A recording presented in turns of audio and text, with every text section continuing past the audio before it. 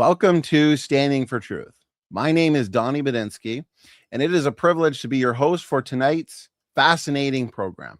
One of the most widely promoted claims in modern paleontology is that many dinosaurs had feathers and ultimately evolved into birds. Some would even say that birds today are modern dinosaurs. But how strong is this evidence? Are the conclusions driven by the data itself, or are there assumptions and interpretations that deserve a closer look? To help us examine these important questions, we are joined by creation researcher Ryan Cox, who will take us through the evidence, the claims, and some of the alternative explanations that are often overlooked in this important discussion. If you've ever wondered whether the case for feathered dinosaurs is really as strong as you've been told, this is a program you don't want to miss. Ryan, I appreciate, in light of how busy you are, brother, I appreciate you giving us your time for another important program focusing on a topic related to dinosaurs. We were together a few months ago, feels kind of like yesterday, talking about dinosaurs, dinosaurs in ancient writings, and it was a really fascinating program. So Ryan, how have you been since then? Hope you're doing well, brother. We're doing very well. We've been very, very busy. Done up to this point in the year. I think I've done 26 events already. Wow. So just got off 2 weeks of church camp and VBS, and currently doing a program this week as well. And we'll be heading out for another couple of weeks of church camp as soon as this week's over. So that's our summer. Wow. Who needs sleep, right, Ryan? Right. And then even when you're sleeping, you're probably dreaming about creation, evolution, dinosaurs, feathered dinosaurs tonight.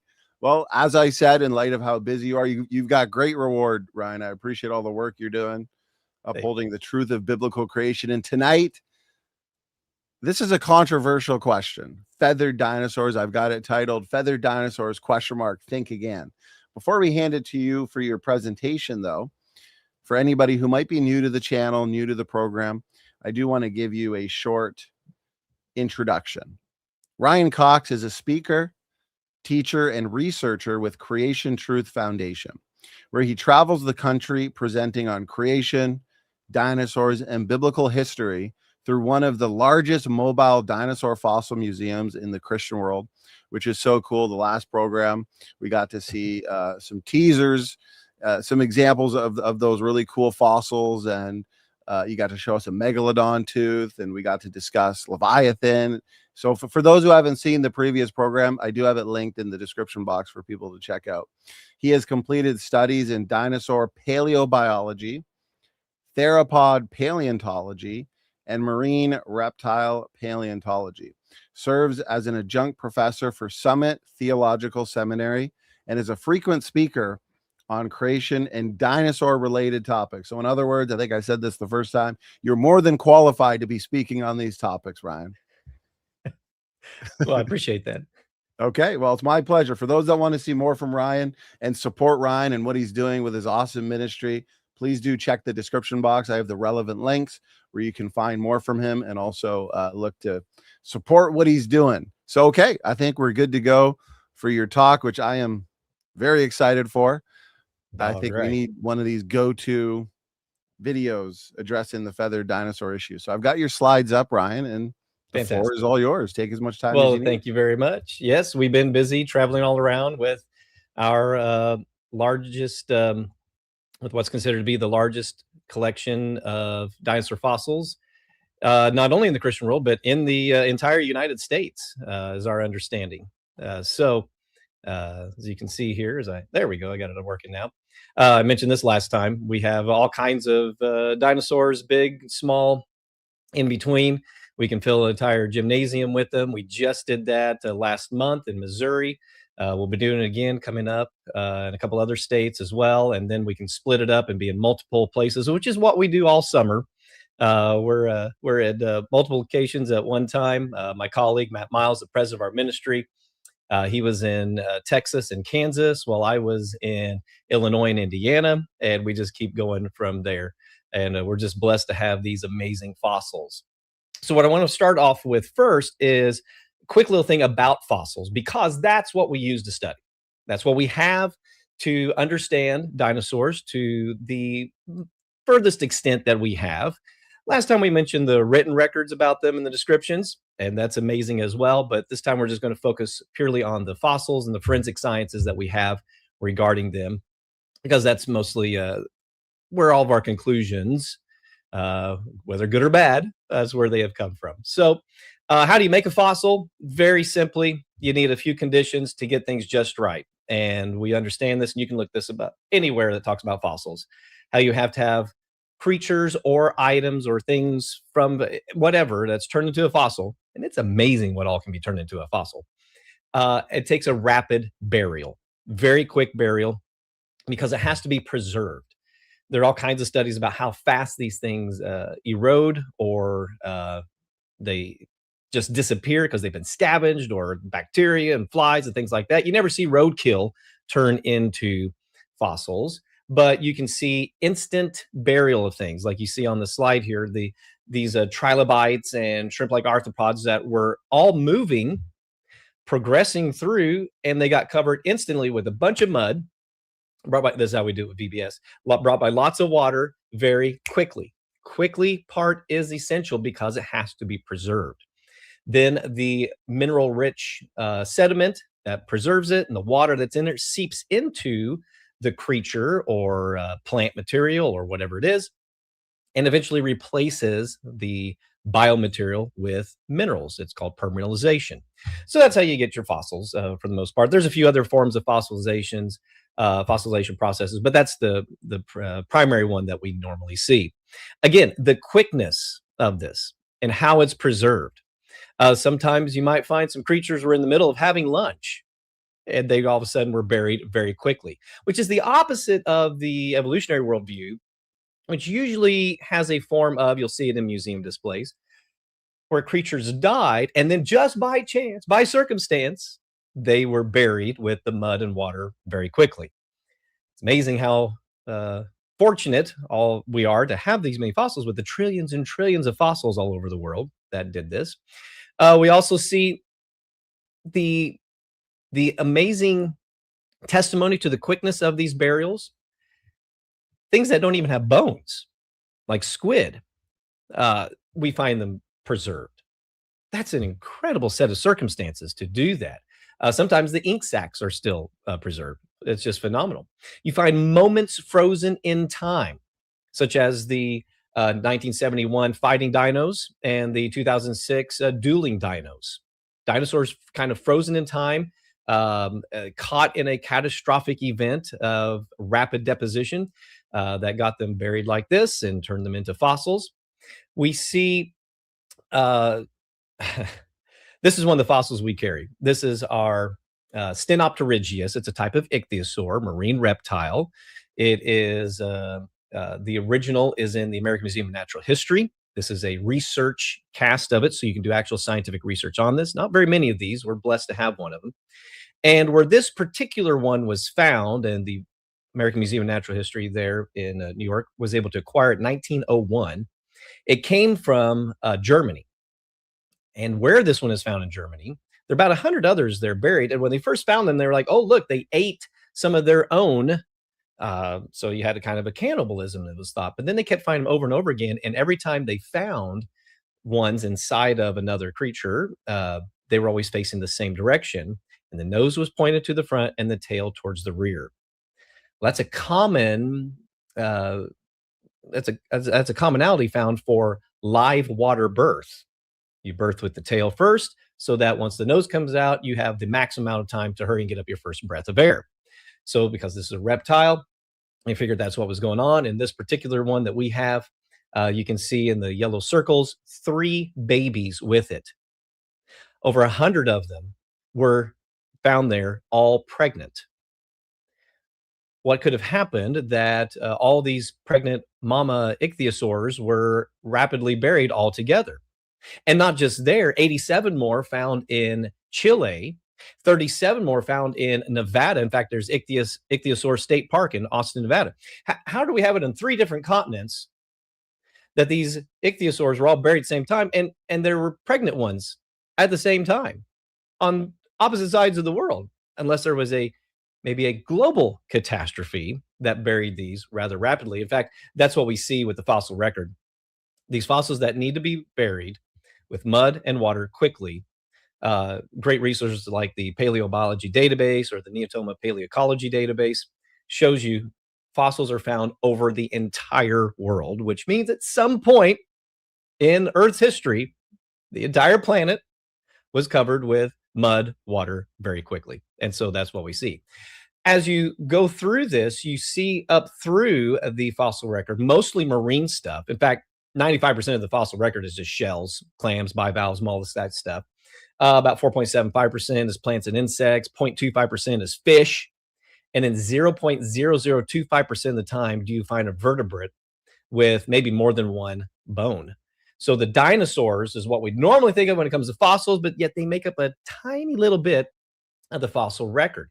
So you can see on the screen there, mostly marine stuff. And then as you move up, I mentioned last time how you'll find stuff mixed together. You finally start seeing more and more land creatures, but even then the terrestrial creatures are kind of sorted out.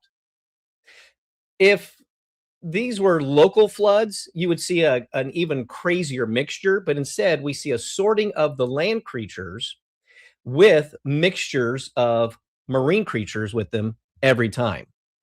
If this is a more like a year-long occasion, which is what the Bible describes the global flood, you would see things kind of sort out in these layers that are deposited with marine, and then you'd have reptiles dispersed down further with your mammals more toward the top because of how these things, when they die and they become saturated, whether they bloat and float or whether they sink, and it lines up precisely with what we see. This particular little graphic was from Dr. Tim Clary of Institute for Creation Research. He has it in his great video called Mega Sequences of the Great Flood, available at icr.org. And they're just tremendous. I highly, highly recommend that video DVD because it's just great material. So we have some mixed up things in there. As I said, there's kind of a pattern. You see a pattern in the fossils, but then you see things that you wouldn't expect, like a horse with fish found in Wyoming. And no, it's not a seahorse. Okay, no, and that's kind of odd. You wouldn't expect to see that. Now the explanation is, well, it got washed out with them. And okay.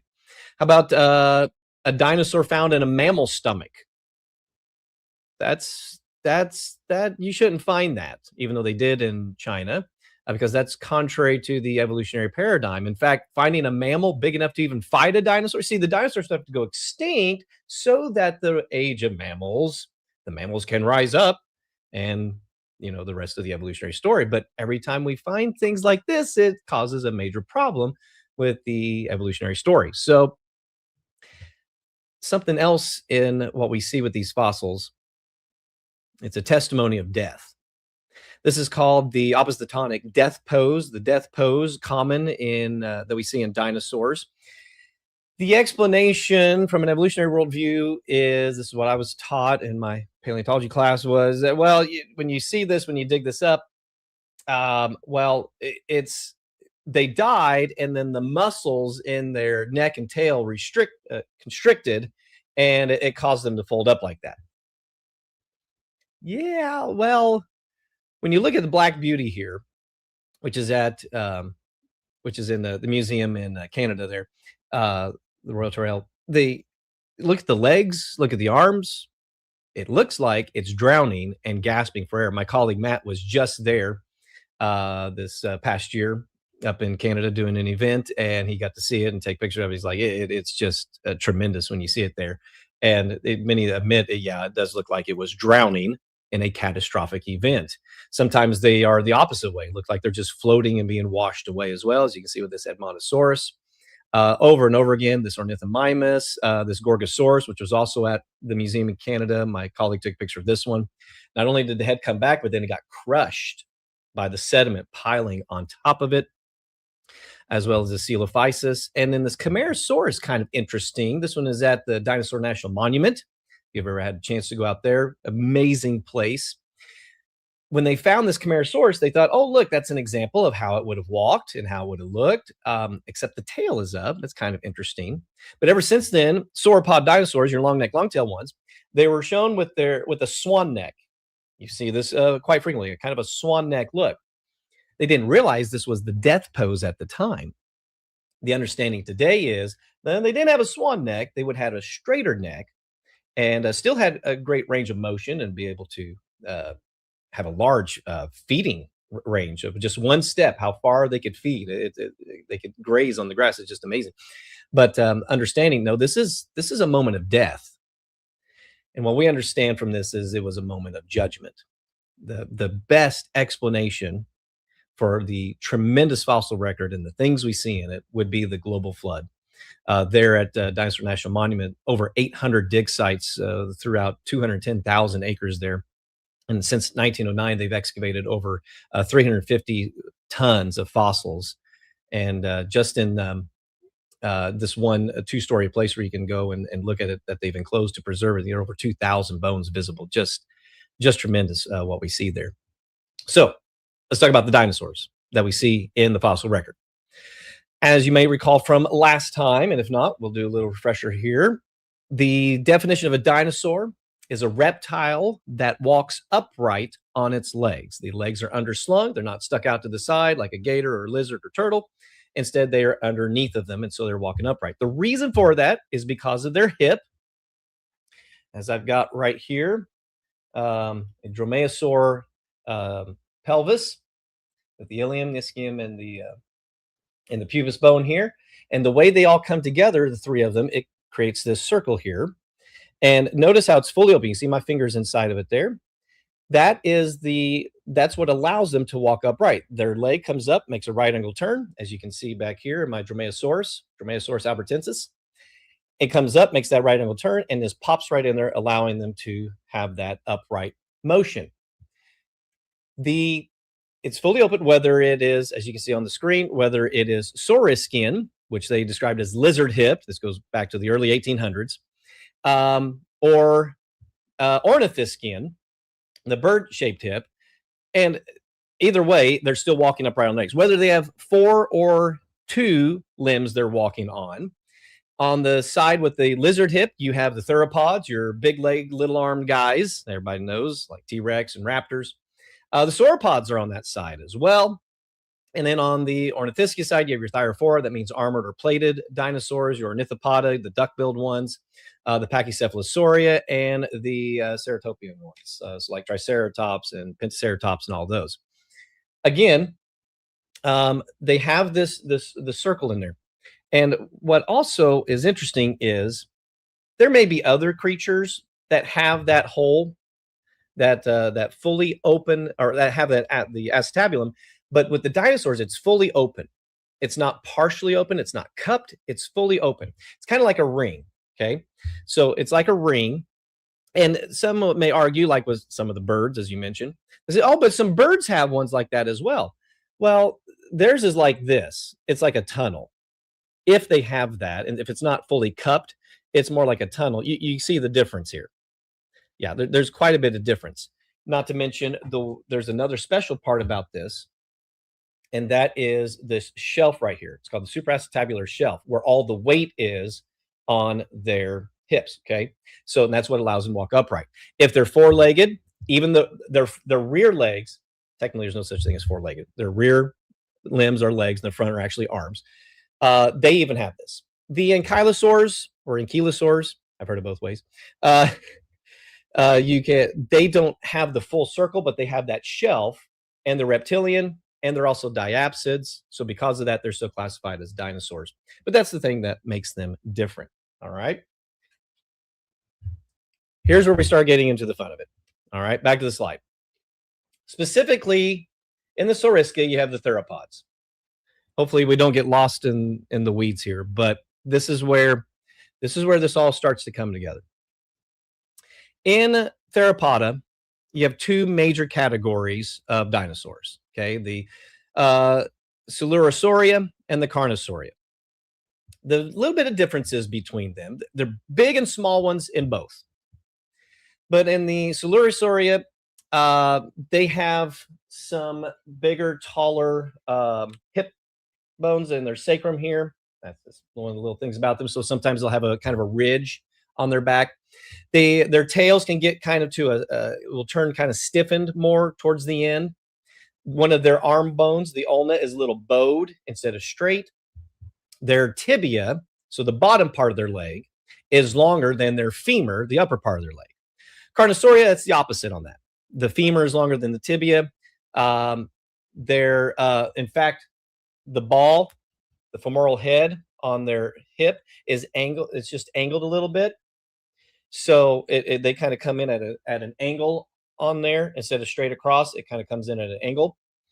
Their heads are a little longer and narrow, and they will have a lot of ornamentation. They can have ridges and brow horns and all kinds of stuff, and little all kinds of stuff on. A little bit larger eye socket. And so because of those differences, they put over in Carnosauria your Allosauridae, Carcharodontosauridae, Megalosauridae, all those. And over in the Coelurosauria, the compsognaths, remember the little compies, okay? The Tyrannosaurs, the Megaraptorans. Megaraptorans, they're kind of an interesting one. Not a whole lot of those have been found. They're a pretty good sized creature. They found some fossil material, not exactly sure how to classify them because while they look like other theropods, their arms are much bigger and stronger. And because of that, they have an amazing design feature where many of their vertebrae and their ribs and part of their hip is described as heavily pneumatized. It's kind of been hollowed out to offset that weight. One of the reasons these theropods have smaller arms is because their weight has to be balanced by their tail. As you can see on the Dromaeosaurus back here, for dinosaurs, the center, you measure dinosaurs at the hips. So if you want to know how tall it is, you measure at the hips. And that's their center of gravity is right there at the hips. The tail balances with the front of it. And so the bigger the arms, well, the bigger the tail you would need to offset that weight. Well, on these Megaraptoran, they have really big front limbs. And so these pneumatized bones make them more hollow, offsets it, as if somebody designed them knowing what he was doing. And of course, we give that credit to our creator God. But then there is this interesting category that keeps getting renamed and reshuffled and more things added into it all the time. And you may see it under the category of Maniraptora, Pinoraptora, or Paraves.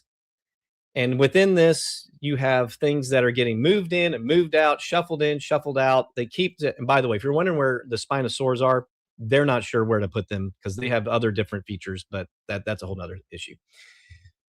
In the Maniraptora, you have the Dromaeosauridae, that's your standard traditional raptors, the Troodontidae, Oviraptorauria, Therizinosauridae, and Avilae, aves, birds. Within those, each of those categories, so many different named species have been put in, reshuffled, moved here, put here, that half the time it is very, very difficult without having the actual fossil material, and what little fossil material there is on many of these, to be able to discern, okay, what are we looking at? All we have is the university or Department of Paleontology at a Natural History Museum that has it, and they're describing it, and we get that in the paper. What are these bones? What do they belong to? What can we really tell? Or is it the worldview coming through here? So when each of these, many of these, you will find mixtures of what are actually dinosaurs and what are actually birds, but they're all categorized and classified in here. And with what fossil material there is, it can be very difficult sometimes to tell the difference. So that's why it gets rather hairy in all this. There's in all these categories, but the Coelurosauria, the Carnosauria, and all the different subfamilies of that, different clades of them. Sometimes there's inconsistencies within those. Sometimes there are different finger lengths, finger numbers, tail lengths, leg lengths, all kinds of stuff. And so when you try to put a blanket, if it has exactly this, then it's got to be that. Well, our understanding of dinosaurs has changed so much and so many times and continues to be changed all the time over the last 200 years of discoveries that a lot of the conclusions or declarations of this is what it is, this is how it may be changed next year. You look up any of these and you will see down at the bottom all the different popular ways or accepted ways of how you can classify them. And there'll be 3, 4, 5, 6 of them listed. Oh, I know it's part of this family. No, it's part of this one. No, it's part of this one. Is it? Because they're always, the main reason behind this is they're trying to figure out a way to convince mostly themselves of an evolutionary process.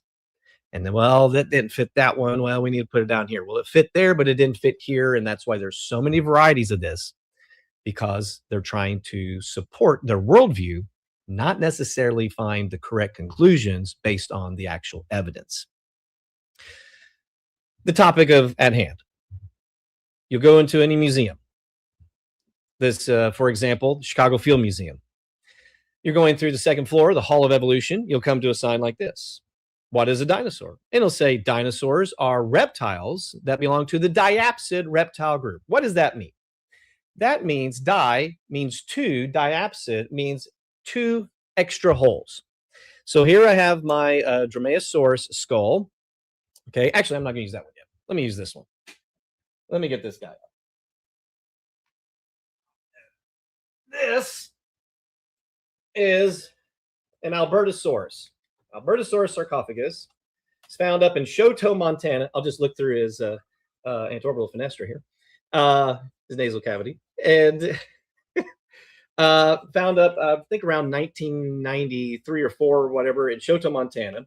This particular specimen is known as the pebble specimen, and he is in the Tyrannosaur family. When they originally found these, they thought they might have been Albertosaurus, found in Alberta. I thought it might have been a juvenile T-Rex. Well, that was a good guess at first, but as they kept looking more at it, there's a few differences in some of the jaw structure, some of the proportions, the way the arms and everything else, and we think it's a different species. Okay, that's fine. So they named it Albertosaurus. There are several different tyrannosaurs. Well, this is the pebble specimen. Very cool that we get to carry this guy around. Diapsid means two extra holes. Now, you notice on these theropods, a lot of empty space, a lot of hollowness, emptiness in their skull, a lot of extra holes, okay? And those holes are called a fenestra, plural fenestra. That's Latin for window, an opening that lightens the head while still maintaining very strong structure so they can eat and crush things. It's pretty cool. Well, they have two extra holes compared to other creatures, including some reptiles. This one right here, the lateral temporal fenestra, temporal for your head, lateral, going up and down, and this one up here, the supratemporal fenestra. Okay, so this one here and this one on the side. Now, because he's got them on both sides, you can see these up here. That's what it means to be diapsid. Okay, so he's got these extra holes. So the definition at the museum is a dinosaur is part of the diapsid group. Yep, that's true. That's correct. We totally accept that. Diapsid reptiles, including dinosaurs, are unique in having two openings in their skulls behind each eye socket. Yep, we got that. All right, very good. I just showed you that. You go around the corner, and then you come to this sign. Birds are dinosaurs. Because birds have the defining dinosaur feature, hip bones with openings in the sockets. Whoa, wait a minute. Do birds have this? No, they have this. And then, wait a minute, they're saying they're part of the diapsid group. Diapsid, like they have extra holes? Turns out, no. Birds are not diapsid. This is my chicken. Okay, this is an actual chicken. Came from the Museum of Osteology in Moore, Oklahoma. And does he have extra holes in his head? No, he does not. Doesn't have them at all. Birds are not diapsids. However, guess what? They're classified as diapsids today. Well, where did the holes go? Well, it just, over time, it evolved and it just closed in. So even though they don't have the holes today, they used to. Their ancestors did. Who are their ancestors? Dinosaurs. Well, wait a minute. Dinosaurs are reptiles. Birds are not Wait, birds are not reptiles? Well, you're not up to date on the latest in academia. If you were to go to the all-knowing Wikipedia, which is just sharing with us what's the latest being taught, you can look up reptile and look at what it says under reptile. It says, because some reptiles are more closely related to birds than they are to other reptiles. Wait, just let that part sink in. For example, crocodiles are more closely related to birds than they are to lizards. For this reason, many modern scientists prefer to consider the birds part of reptilia. Birds are now being classified as reptiles. They're being classified under reptilia. And so, and they say the crocodile is much more closely related to bird than it is to other lizards. So you're supposed to take a crocodile, set it there in front of you, and then put a lizard and a bird beside it. Let's go with a penguin, right? Because they are on land and water, just like crocodile, and they're supposed to be more closely. So you put the penguin there beside the crocodile, you put a lizard there beside the crocodile. You're supposed to look at them and go, obviously, it's much more closely related to the penguin than it is to the lizard. Let's look up bird. You look up bird under Wikipedia, and it says this: birds are feathered theropod dinosaur. Wait a minute. Remember that whole lizard hip, bird hip thing? The theropods have the lizard hip style, whereas the other dinosaurs, the vast majority of dinosaurs have the bird hip. Yet which one did they pick to turn into birds? The one with the lizard hip, of course. Why not? And they constitute the only known living dinosaurs. Likewise, birds are considered reptiles. There it is again. Their closest living relatives are the crocodilians.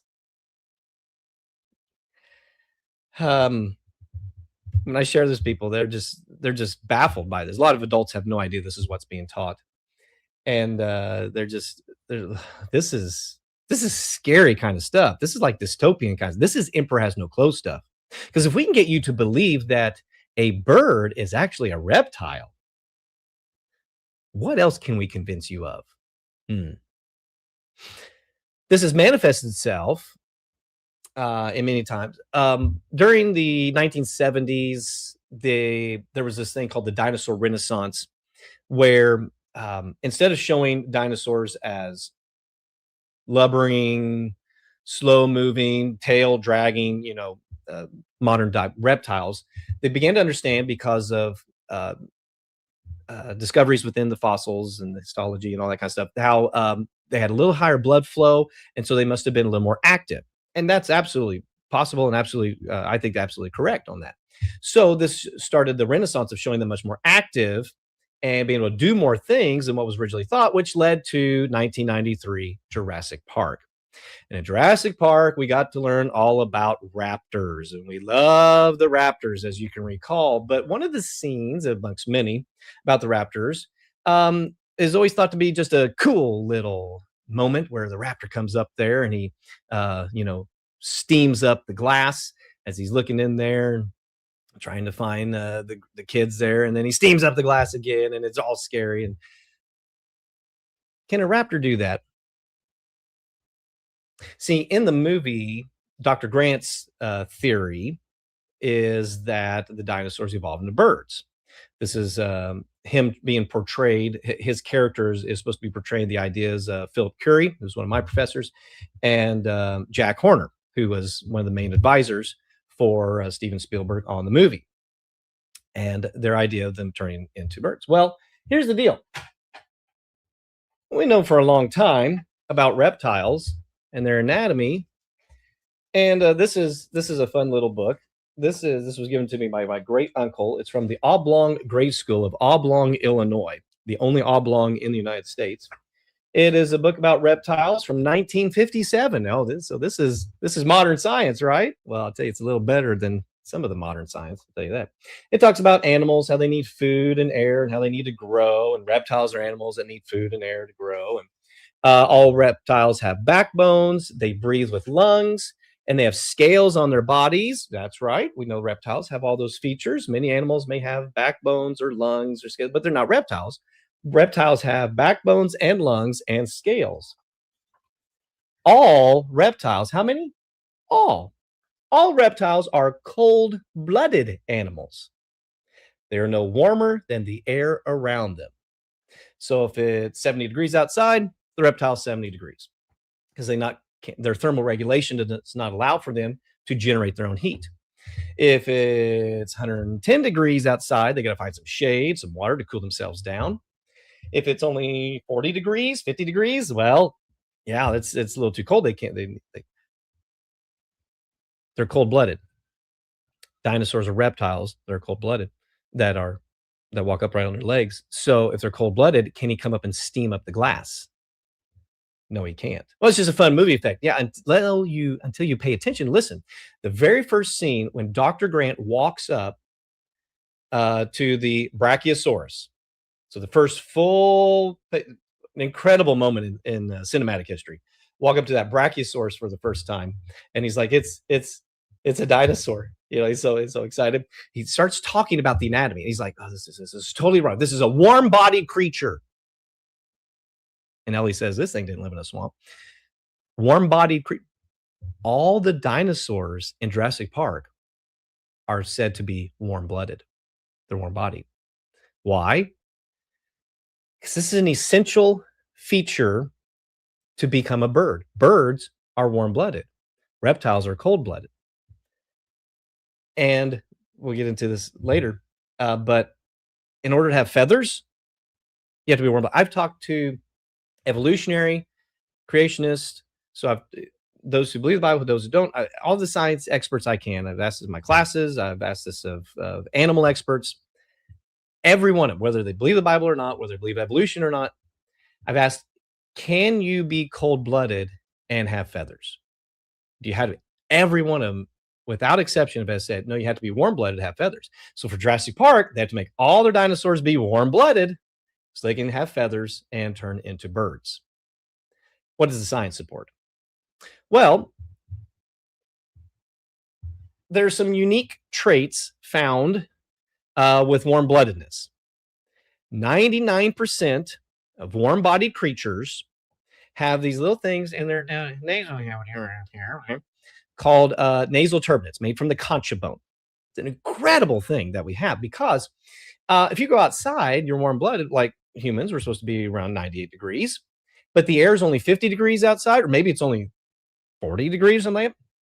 When you breathe it in, that concha bone senses that, and it's supposed to change the temperature of the air to be the same as your body by the time it hits your lungs. So what happens when it's really, really cold outside and you take a breath, your lungs kind of restrict a little bit. You feel that in your lungs, right? Because it's a little too cold. It's too cold for the concha, for the nasal turbinates to be, the respiratory turbinates to be doing what they're supposed to do, to that extent. It also monitors how much moisture is in your body. So when you're breathing and everything, you don't dehydrate yourself. Just an incredible piece of biomechanical engineering from our incredible creator God. Warm-bodied creatures have that. Guess what has never, ever been found in any dinosaur? Those types of respiratory turbinates. In a couple of them, they found olfactory ones where they can, for smelling, but they've not found that. Not even a hint of where they could have attached in the nose. In fact, the nose isn't designed for that at all.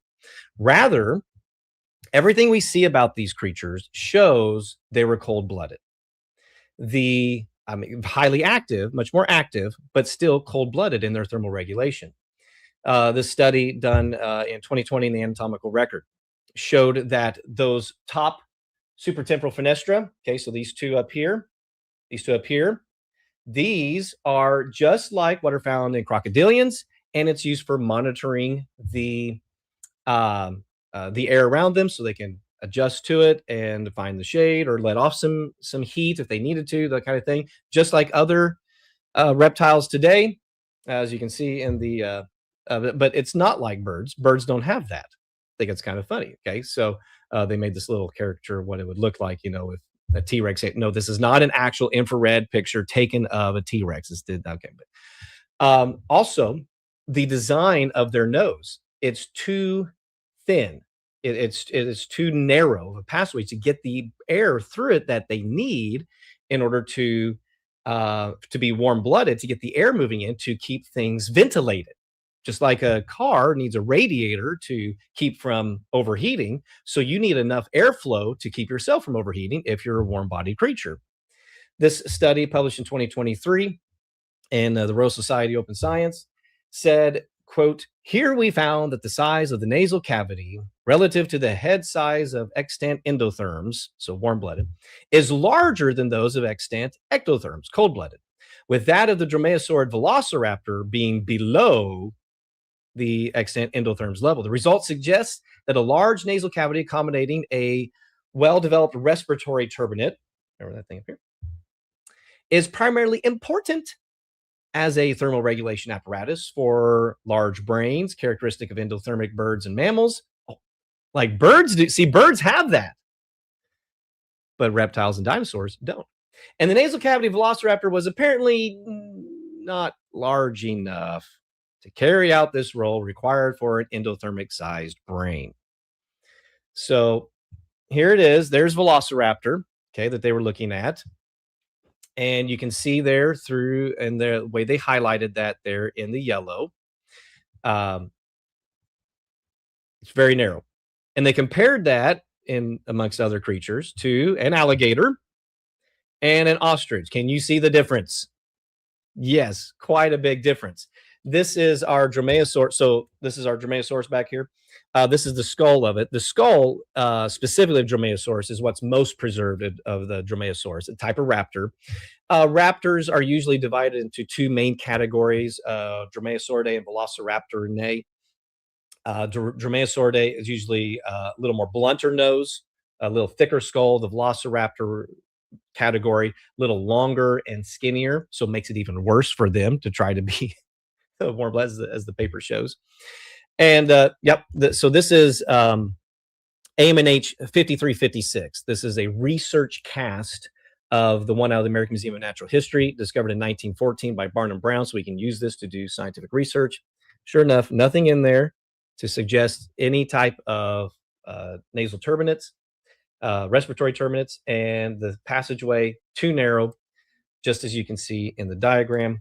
So everything points to them being cold-blooded like regular reptiles. Well, how could they be more active than reptiles today? Depends on your environmental conditions. What if conditions back then were much more readily conducive to being more active, as well as food supply and things like that? Then could they be a little more active? Because, I mean, they are their own category.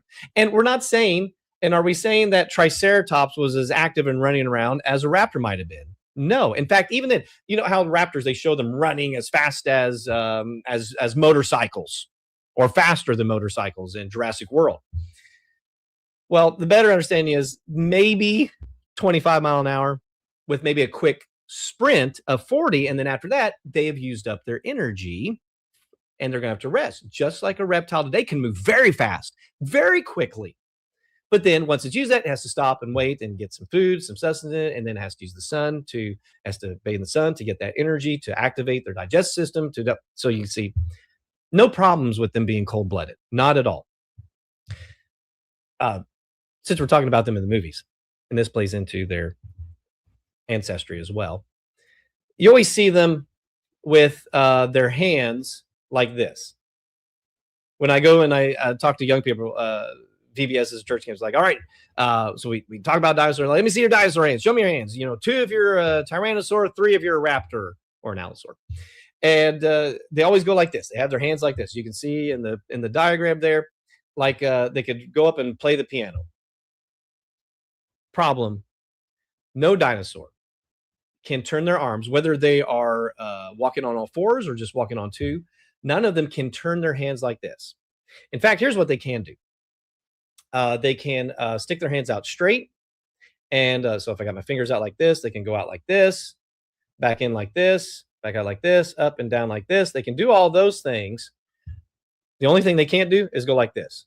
They cannot pronate their hands. They have to supinate their hands because of the anatomy, the way their elbow is attached to their arm, okay, how the ulna is anchored in the center of it, and the way the wrist is designed. They can't do that. So the understanding by paleontologists, this is how they teach this, is that dinosaurs were clappers because they can have their hands like this, but not slappers. They can't turn their hands over and slap their knees. Just one of those. Yet, why then are they like this? Why are they like this? Best understanding I have is in 1993, the raptors, who are super smart and hunt in packs, because we find them hunting in packs in the files. No, we actually never find raptors with other raptors. We'll find other dinosaurs, tens of thousands of dinosaurs buried together, but raptors we don't. But they're smart and hunting in packs in the movie, and they have to open a door. And so with their animatronic ones, if their hand's already like this, they can just push it down and they can walk right in. It's my best guess as to why they're like that. And ever since they've seen that, they look like that. I don't. They can't do that. Their hands are always facing each other. Okay. But you see, the wrists and their arms, that's supposed to be part of their evolutionary process, as shown by National Geographic and PBS back in 2001. They published this showing, look at the evolution of the arm into a wing as the bird evolves, or as the dinosaur evolves into a bird. Okay, yeah, look at that progression. Isn't that amazing? Here's what's interesting about this. A colleague of ours, Dr. Charles Jackson, he went and looked this up, and I've done it since then as well. These different creatures you see on here, Sinosauropteryx, Velociraptor, Caudipteryx, Archaeopteryx, so on, they have them in an interesting order. What are the evolutionary dates of each of these? Like, how old do evolution? So, like, specifically from the Natural History Museum of London, you know, what are their dates they ascribe to each of these creatures? So you can see the numbers on the side there. Let's now assign them to their respective creature, and zoom in here a little bit here. Oh, looky here. That doesn't seem to be in order, doesn't it? No, it doesn't look like that's the right order according to their ages. So in how they're trying to show the progression of the evolution of the wing as the dinosaur turns into a bird, there's the youngest, the baby, okay, modern day, present day. Yeah, we'd expect that to be at the end. Shouldn't the oldest one be down at the other end? No, it's not even close to the other end. Instead, here's the baby's mama, which should be right up next to baby, shouldn't it? If we're going back to mama and then grandmama and then great-grandmother and great-great-grandmother. And so, no, mama's all the way back there. Here's grandma. There she is at 94 million years old.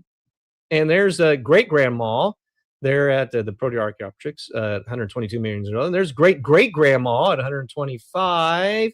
And the oldest one, great-great-great-grandma, is where grandma should have been. How does this even happen? I don't know, but this is the best they've got. And it's like, why? Why are they so ingrained on this? Why is it, if you even dare question this whole bird-dinosaur connection, that you can be ostracized, you can be kicked out of your program, they can keep your papers from being published, which this has happened to secular evolutionary scientists who have dared question this. Why? Something I've noticed everywhere I go. I travel the country all year long, lots of youth programs, and I'll ask them, what's your favorite dinosaur? Name a dinosaur. Name any dinosaur. 99% of the time, a young person will yell out, chicken. Chicken. It's not a crow, not a cardinal, not a hummingbird, not an ostrich or an emu, not a penguin, not an eagle or a hawk or an owl or a raven. It's always chicken without exception. I've been doing this 8 years, 8.5 years. 100% of the time. I've never had an alternative. It's always chicken. When I had my family at Legoland in Kissimmee, Florida, we were going into the farm section. You're going to ride on a tractor that looks like it's made out of Legos. And right there is the thing about chicken. And the first thing it says is the chicken is related to T-Rex. Just like that. I think my best guess is chicken is the easiest to teach, to get them to remember, to understand, because this is not about the science. This is about worldview. And this is about making disciples of your worldview, converting them to that worldview. And chicken is very easy to remember. So every time they see chicken, which they see chicken all the time, they have chicken strips, chicken nuggets, chicken sandwiches. They have chicken all the time. And they're always like, oh, yeah, I'm eating a T-Rex. I'm eating a dinosaur, chicken. It's always chicken. So then I ask young people, okay, we're talking about evolution. Day 3 of creation, on the 3rd day ever of history, God brings out the dry land out of the water, and out of the dry land, he has vegetation grow. And on some of the vegetation was fruit, and in the fruit was seed, each according to its kind on that day. So let's talk about what that means. If we were to take corn seed and we were supposed to plant it, and what are we supposed to get after so many months? We're supposed to get corn, right? Can we get varieties of corn, different tasting corn, a little different looking corn? Yeah, but it's all still corn. If I plant that corn and I wait millions and millions and millions of years, eventually the corn will turn into bananas. It's the same kind of fruit, right? It's long and yellow, just like the corn, the banana, right? And they're all like, no, that's right. If we wait long enough, it'll happen, right? No, okay. How about apple seed? We plant some apple seed. We're supposed to grow apples. Yeah, we all remember Johnny Appleseed, okay? Can we get different colors of apples? Yes. Different tastes, flavors? Absolutely, but they're all still apples. Evolution says we plant apple seed and we wait millions and millions and millions of years. Eventually, we might get pineapples. Why not? It's got the same name, right? But that is pretty much it. Evolution says all plant life came from green algae. Green algae eventually turned into ferns, oak trees, petunias, corn, strawberries, everything. They're all like, no, that's it. Okay, here's what evolution says. A cold-blooded, scaly-covered dinosaur, reptile, after millions and millions and millions of years, finally laid an egg that hatched out a warm-blooded, feather-covered chicken. And they're all like, well, no, that's ridiculous. The simple understanding from a child. They understand this is ridiculous, but yet they hear it all the time because this is about worldview and our understanding of who made everything. Where did everything come from? Did it come from our creator God or by some cosmic accident where nothing turned itself into everything? Tell me which one takes more faith. The science, as we say, we're going to try not to belabor all this science. We're already getting close to our time. The anatomy papers and studies have shown, John Rubin's done some great work on this, published in the journal Science, the reptiles and birds, different respiratory systems. Birds have a flow-through air systems where reptiles have a diaphragm pump system. That's what dinosaurs seem to have. No, they don't have a four-chambered heart. That was based off of a concretion in one dinosaur that turned out to not be a heart. They thought it was at first, but it's not. It's just so that's never been discovered. If you try to put the air sacs of birds into a theropod dinosaur, it will collapse those air sacs and it will suffocate. It can't work on. It doesn't work at all. Some actual birds that are sometimes used as examples of the transition from dinosaur to bird, Archaeopteryx, Microraptor, Caudipteryx. Those are pretty well preserved. Archaeopteryx, very well known, very famous. Originally, back Thomas Huxley in the time of Darwin tried to say there was that connection. Everybody laughed at him because they looked at it, they studied it. We have a research cast of the Berlin specimen that you can see pictured there. Yeah, it was neglected it was ignored forever. And then in the 70s, they looked at it again 100 years later, and they tried to make, oh, yeah, it's a transition. It's transitioning from dinosaur to bird. Well, many studies have been done since then that shows, in fact, there was one just published in 2025 about the Chicago Archaeopteryx, the Chicago specimen. It's a great read. It's a great read for a scientific paper. Because over and over and over again, it's like, well, this is just like a bird, and this is just like a bird. In fact, every single thing they describe about it is just like a bird, 100% bird, not a half bird, half dinosaur. Caudipteryx. One of the arguments about it, well, if it's got longer arms, then poof, it's a bird.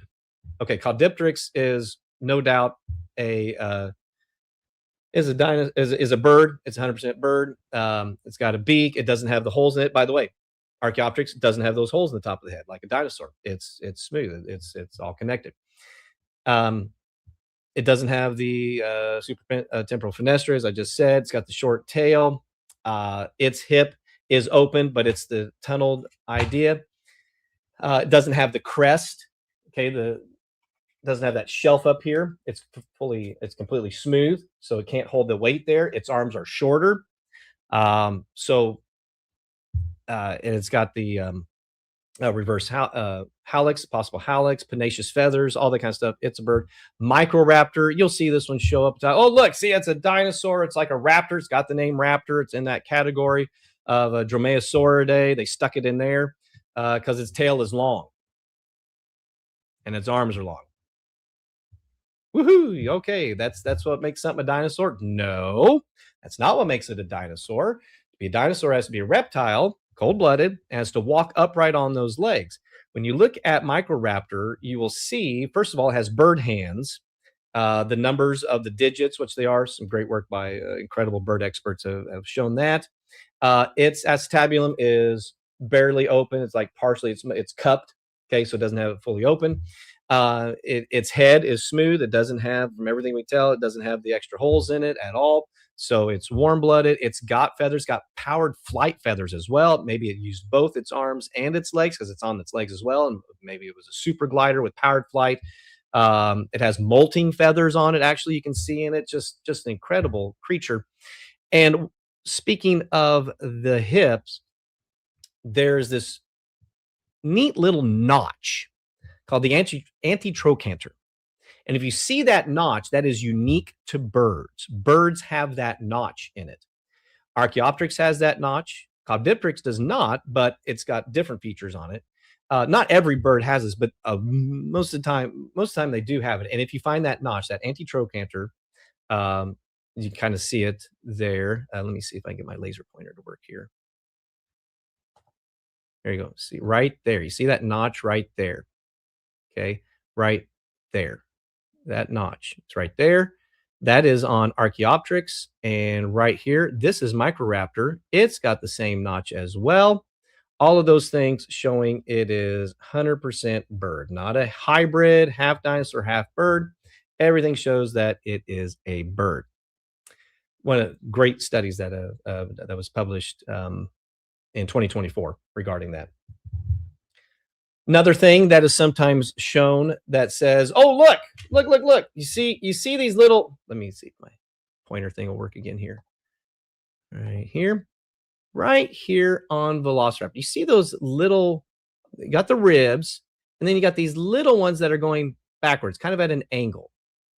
Those are called uncinate processes. They found those with some velociraptors, and they're like, oh, it's a bird. It's got to be a bird because it has that. Because see here on the bird, see they look the exact same, don't they? Well, maybe not. The chickens kind of looks a little different. But anyway, that's a bird feature. It's got to be on a bird. Well, no, not necessarily. Let's see. I pulled up a list here. They are found on crocodiles. They are found in other reptiles, not all reptiles, but in some reptiles. And it's believed to assist in the breathing muscle limb attachment. The going hypothesis is that they serve as a reinforcement for the airflow. Okay, and not every bird has these. Some have them, some don't. Some reptiles have them, some don't. And if you're going to say this is what makes it a bird, then you would also have to say that ornithomimosaurs, chylosaurs, thescelosaurs, ornithopods, and stegosaurs are also birds because they have them also. So now that doesn't really make the tail. Look at the tail. You see how his tail gets solid there at the end? Okay, kind of becomes ossified altogether there. That's what makes it a bird. And you'll see a diagram like this. This is a great diagram put together by Dr. Gabby Haynes. Excellent diagram. It's really good. Kind of shows this thing. And some have taken it then and used it to say, well, raptors, you see it has Microraptor up there. Well, that means all raptors are birds. Well, no, Microraptor is a bird. But the Velociraptor, he being there, the Dromaeosaur, like I have behind me, he's also in that category because his tail gets solid as it goes down. Well, a lot of coelurosaurs do. But there's a difference in how Microraptors does that and how Dromaeosaurs does it. Let me grab the tail. Let me grab the tail here. Just a second. Yeah, there you go. Okay, here we go. Bringing you the tail. These spinous processes. There's these little things that start here, and they turn into my professor Scott Persons. He called these the caudal rails, I think is what he called them. Yeah, caudal rods. They kind of turn into these long rods that go across here, and they stretch out further. I was also taught that the specific name is called the presygopophyses. So these rods go down there and they stiffen the tail. Now, Dr. Persons is a bird to dinosaur believer, or dinosaur to bird believer. He believes in that connection, but he also often will do some honest, great research that kind of contradicts that paradigm, and he'll be honest about it. He did one on muscle structure and the way that it attaches. And he did this on this one, and he showed that he still thinks this is for the balancing of the raptor so that it can swing from side to side, but the way it goes up and down is affected, and he thinks it's for helping it pivot and turn so he can run faster. Hence that leg proportion and the way the femur is. That's why the coelurosaurs can run faster than the other ones. So those rods are supposed to be involved in helping do that. Well, Microraptor has those rods. Yes, so does Rhamphorhynchus and other creatures, but there's a difference in how they are used and how they are connected. The Microraptors start at the 4th or 5th vertebrae, so they're real close down there, and that changes how the muscles are attached, which I'll show in just a second. Versus on the raptors, actual dinosaur ones like Velociraptor, it doesn't start till the 10th or 11th. It's way back. So they have a much more flexible tail. It's a different use of it, and their function is different as well. These are evolutionists who are saying this, okay? So I take their understanding of that as correct on that. And here's the other part of this. So when you connect it with the hip, these ones that are sticking down, these are called the chevrons. This is for muscle attachment. And in the birds, like Microraptor, they attach right in here in the pelvis. Okay, they attach right into the pelvis because that's all that it needs to. Because remember, on a bird, their center of gravity is not at the hips, it's at the knees. So the way their tail attaches, it's back here in the hips. It does not attach up to their legs. Their center of gravity, their weight is on their knees. In fact, birds have patellas. They have knees. Dinosaurs do not. They have something called the knee crest. But anyway, you can see that difference. Well, the argument for Velociraptor being a bird is, well, the way the muscles will attach. Now, see, dinosaurs, their powerful walking motion. Stick that back on there. They would only attach right here if it was a bird. But dinosaurs have something right here on their leg called the 4th trochanter. And if the muscle, if that is there, that means the muscles come down and attach to it because it walks upright on its leg. It's for walking. It's for the higher up it is, makes it more for sprinting. The further down it is for long distance. So like the difference between a sprinter and a long distance runner. And that's what allows your 4-legged ones, your grazers will have one down here so they can keep walking for longer distances for grazing. But these guys will have them up a little farther for running. And we found my friend Joel Tay, who I mentioned last time, and I have found some Velociraptor specimens. We've taken pictures of them that have that 4th trochanter there that shows the muscle attachment is just like a dinosaur and not like a bird. Whereas on Microraptor, it's the opposite. It's just like a bird and not like a dinosaur. We could keep going on. The hands are part of the deal. The dinosaurs have this little bone right here that's supposedly supposed to allow them to fold their hand a little bit like that. Well, that's fine. That's good. Okay. Well, that's how a bird does it. Some of the birds have that as well. The semilunate carpal. Yeah, on the birds, it's a little bit different. It's a completely infused thing right there. Microraptor has one that is, it's a little different than Velociraptor. And even then, even if you have that, all that means is it gives you more movement with your hands. If you're something that has arms that can reach the ground, you would want to have that ability, that agility. And so it actually makes sense that Velociraptor would have that kind of semilunate carpal. It depends on how the ligaments attach. I've talked to physical therapists to get their understanding about how these things are. And they said, well, just because it has that bone doesn't mean anything. It's how it's attached, how the ligaments would attach, the muscle structure and everything. So that is not a good indicator of whether it's a dinosaur or not, unless it's a very distinct difference like it is between a bird and a dinosaur. And we can go on, and I'll just go to So many secular scientists over the years have been like, the evidence is so not there for this that they have stayed away from it or published work on it or just flat out said, no, this can't be, this doesn't work. And part of the reason for this is because what is found in the fossil record. That's why we started with that. This trackway here, this big trackway that I've seen at Black Hills Institute, South Dakota. You have footprints of T-Rex and Montosaurus, Struthiomimus, and birds. Bird footprints with dinosaur footprints? Wait a minute, how is that possible if the dinosaurs are supposed to evolve into birds? How could the birds be present there? Oh, that's not the only example. Found buried with dinosaurs.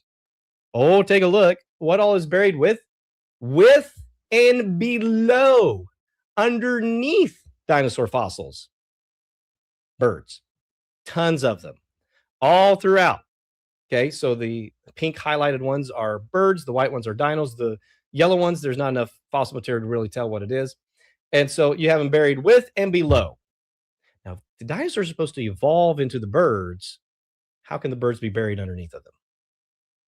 That's quite a problem. Again, more of the mixed up fossils and what we see that shouldn't be there if the evolutionary story is true. We could go on that, but let's cover the feather thing real quick and then we'll be done. Because I've been going way too long about this. Can you tell I like the anatomy? I'm a nerd. Okay. So in the movies, they have them living in snow because, cold-blooded reptiles would love that. Oh, wait. In the movies, they're warm-blooded, right? Well, if they need to stay warm, we'll put feathers on it. I was teaching at a VBS in Barnesdall, Oklahoma. This young man, 5th grade, where he said, ooh. Like, yeah. He's like, the Nanosaurus. Like, Nanosaurus. I haven't heard that one. There's a new species named every day. I was like, I haven't heard that. Tell me about it. He's like, the dinosaurs. They found it in Alaska, and it was covered in a double layer of down to keep it warm in the winter. I said, after we're done, let's go look it up. We'll pull up the actual paper and look and see what was there. He's like, okay. Hold up. This is the picture that they give of Nanosaurus. Here's the amount of fossil material that was found. That's it. That's what was found of Nanosaurus in the jaw. And guess how many feathers are on it? None. And I showed him that. And I showed that's how a lot of dinosaurs are made. Just 1 or 2 bones, and that's it. And they'll name a whole new species just so they get their name published. It's like, so no feathers were found with it. He left there, though, still not sure which he could trust. Bible or evolution. Because he had these dinosaur books that said birds evolved from dinosaurs, which the Bible says, no, there's no evolution. In fact, we have birds made on day 5 and land creatures, dinosaurs, reptiles, on day 6. It's the exact opposite order.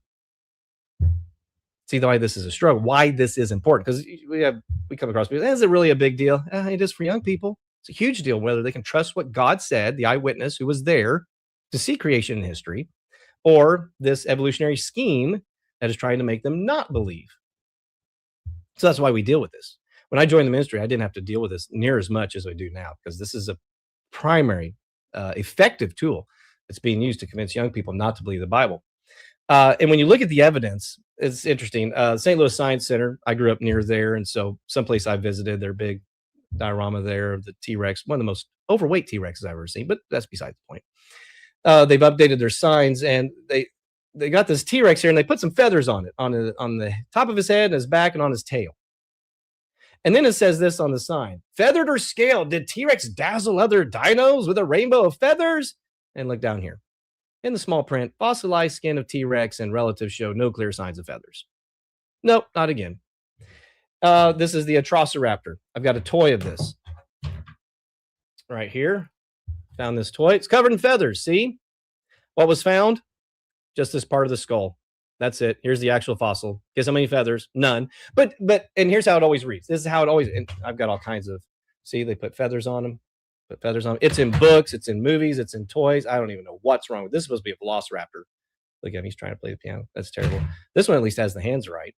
Yeah, but they put feathers on. So they're in it with their toys, with their storybooks, with their magazines, their dinosaur books, their television programs, their movies. They're showing this all the time.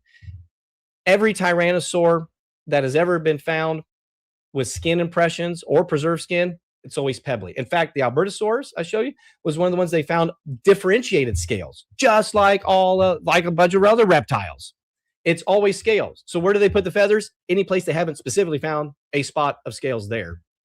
But then once they do, they take the feathers off. They keep updating how many feathers are on these things because we keep finding scales every time. And when you read the headlines about it, it's like, oh, yes, the world's only fossil T-Rex is covered in scales, not feathers. And oh, yes, that had scaly skin. It wasn't covered in feathers. They were just, you hear the disappointment, so sad. It was covered in scales, not feathers. You know, they keep it.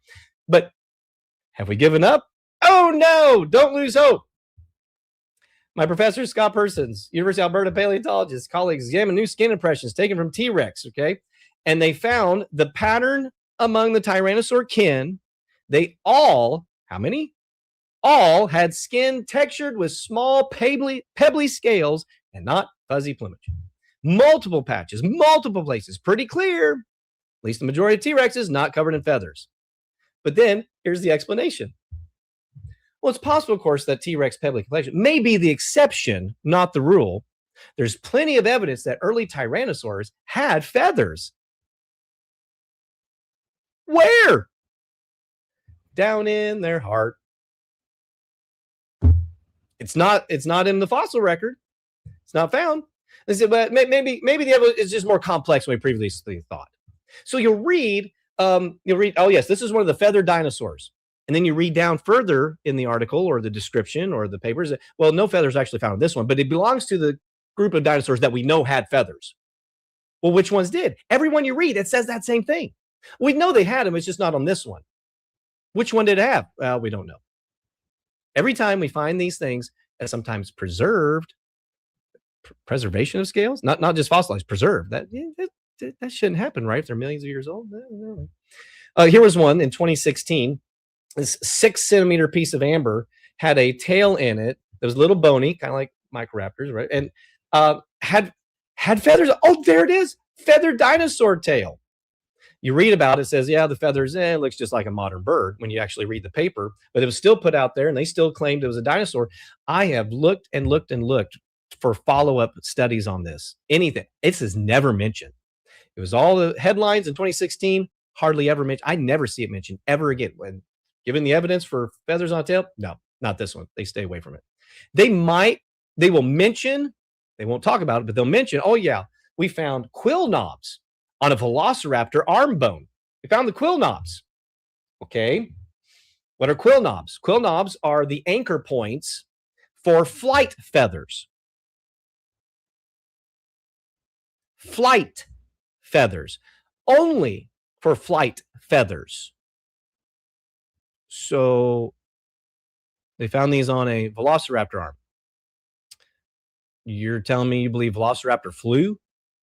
No. The explanation of this by Alan Turner and Mark Norell and others for Science Magazine, American Museum of Natural History was velociraptor descended from flying birds, from birds that flew. Okay, well, I thought velociraptor was supposed to be the ancestor. The dinosaurs eventually get. Wait a minute, no, dinosaurs are the descendants of birds. Which is it? And here was the other problem.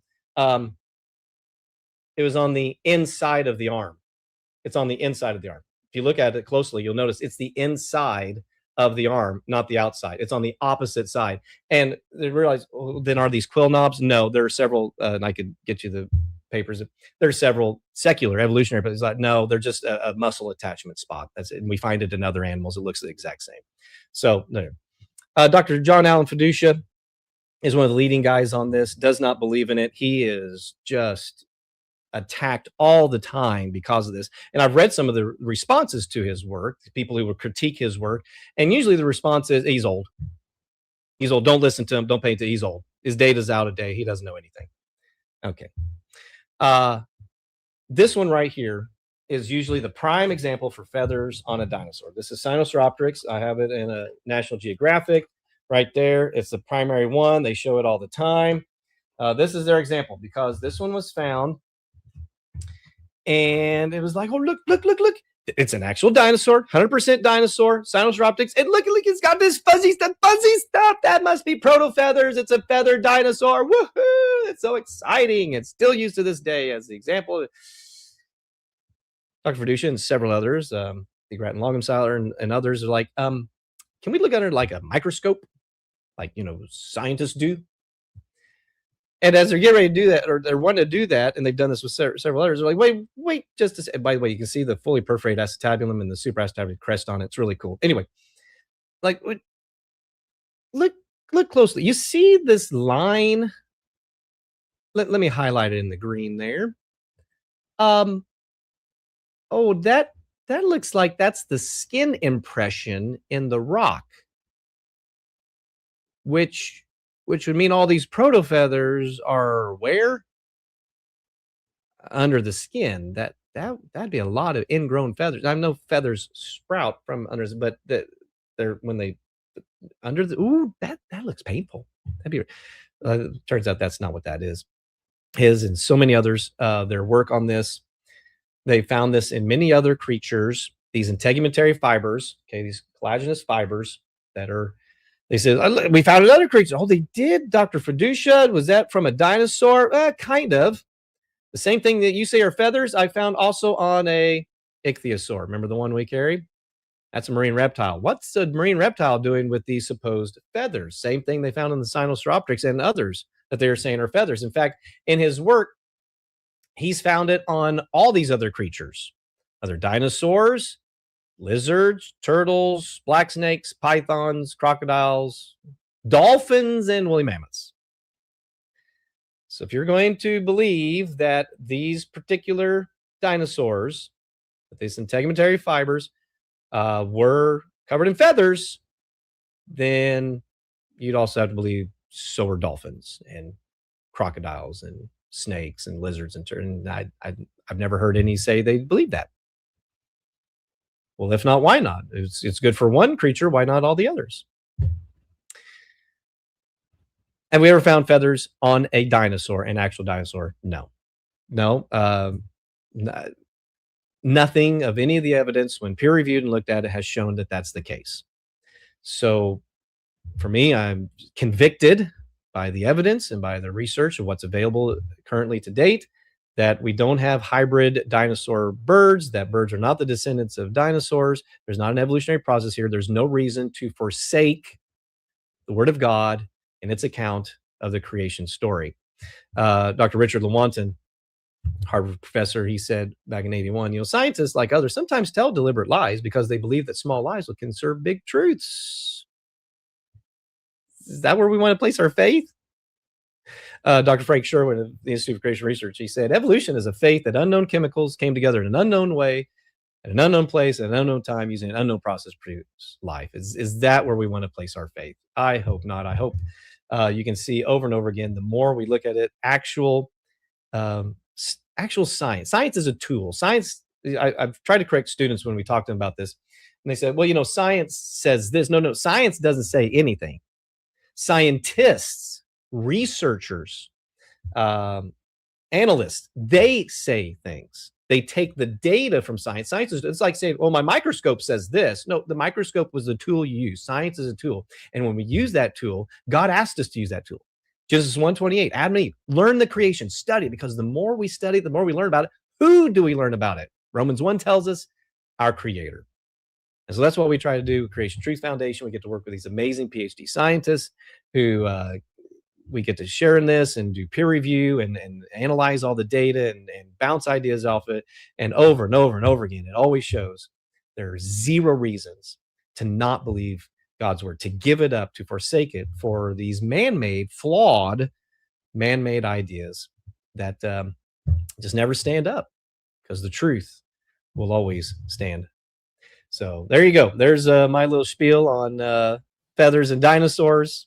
Probably way more nerdy and technical than it probably needed to be. So, but there, I loved it. In case you come across any of those arguments or those thoughts, that's where, after talking to so many experts and study both secular and both secular evolutionary and biblical creation believing, that's where I've just been blessed with that opportunity to be able to have those connections on both sides, and that's where I'm at. So there you go. The truth will always stand, brother.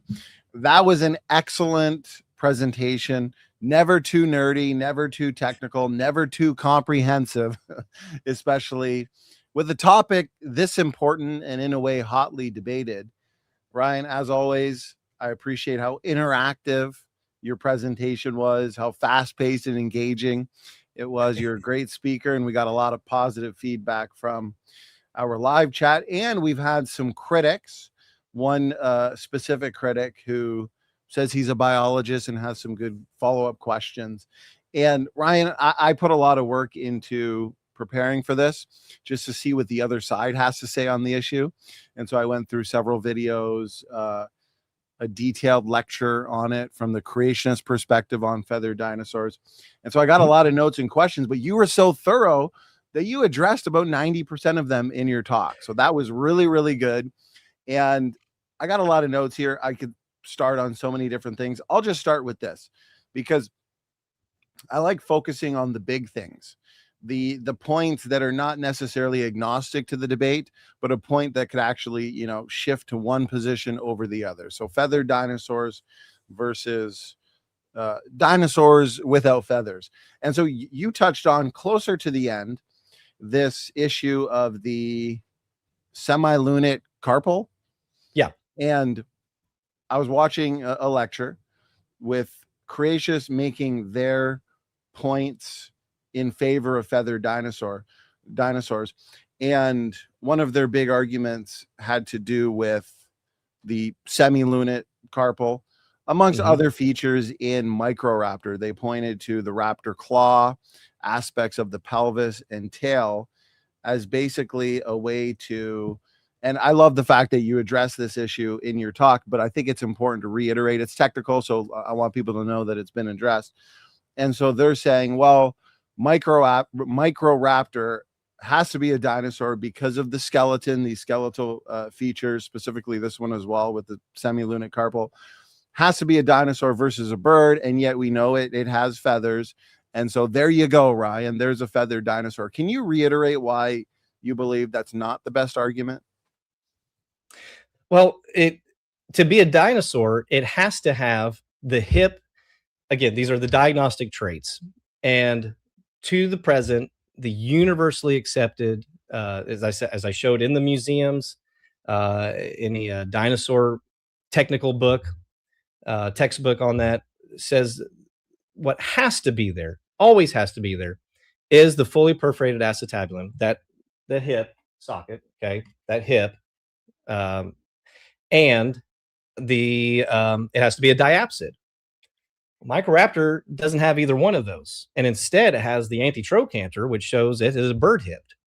So that right there, it's kind of like in math. You know, you can have all these positive integers, but once you introduce a negative one, the whole thing becomes negative, even though you have all these other positive integers. So and I know in math, you add another negative. Well, okay, well that's not helping the case. Well, let's add another negative. Well, we got two negatives here, as to like automatically cancel the possibility of it. So it's got to be warm-blooded because it has the feathers, which automatically disqualifies it from being a reptile.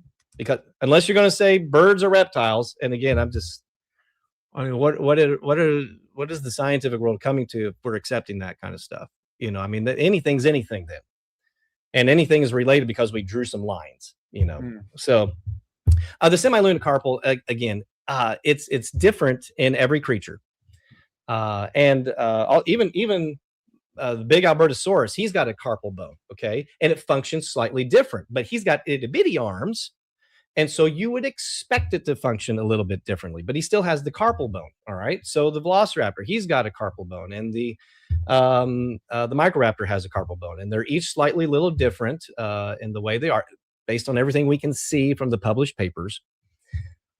But if you are short into the ground, and as dinosaur raptors are, like dromaeosaurs, okay, like Dromaeosaurus, Velociraptor, and Deinonychus, and Utah Raptor, and Dakota Raptor, then I would expect that they would have a little different agility and a little bit of wrist structure because they're closer to the ground, so they can grab things on the ground and be able to use them than what a Tyrannosaurus Rex would be. He's not going to be grabbing stuff off the ground with his hands. So it seems to fit perfectly, you know, with the created kinds and the distinctions with them. And so, I mean, and that automatically means they can fold them in. it means that it could possibly do that, but we'd have to have the preserved ligaments and structures for them to do that. With the Microraptor, we have a little more preserved regarding that compared to Velociraptor. And again, we have molting different series of feathers on Microraptor, which shows, yeah, it's a bird. No doubt it's a bird. Okay. And again, the tail, it's long and bony. Okay. That's great. It's not the same as a Velociraptor's. It's different. So that's just where I'm at on it right now. And by the way, I will admit I've not studied the creationist pro feathered dinosaur position as well as I have the evolutionary, because that's what I had in my actual evolutionary university level classes on that. So the only I've had just slight interaction, it was through somebody else, and that was the question I posed about Microraptor was, well, but what about the temporal fenestrae and the warm bloodedness versus cold and all that kind of stuff? And their only response back was, and they copied and pasted it verbatim, was, well, yeah, those are good points. They had no rebuttal. So I'm like, okay, well, because I've like Jolte, I mentioned Jolte. Yeah. And I think he's a way better expert on this than me. When we talked about this, I said, okay, I see that diagnostic trait that they're saying makes it a dinosaur and a bird at the same time. You know, I don't know how we can do that as a Bible believer. But anyway, I said, but this has to be answered for me. And one of the biggest things is the thermal regulation.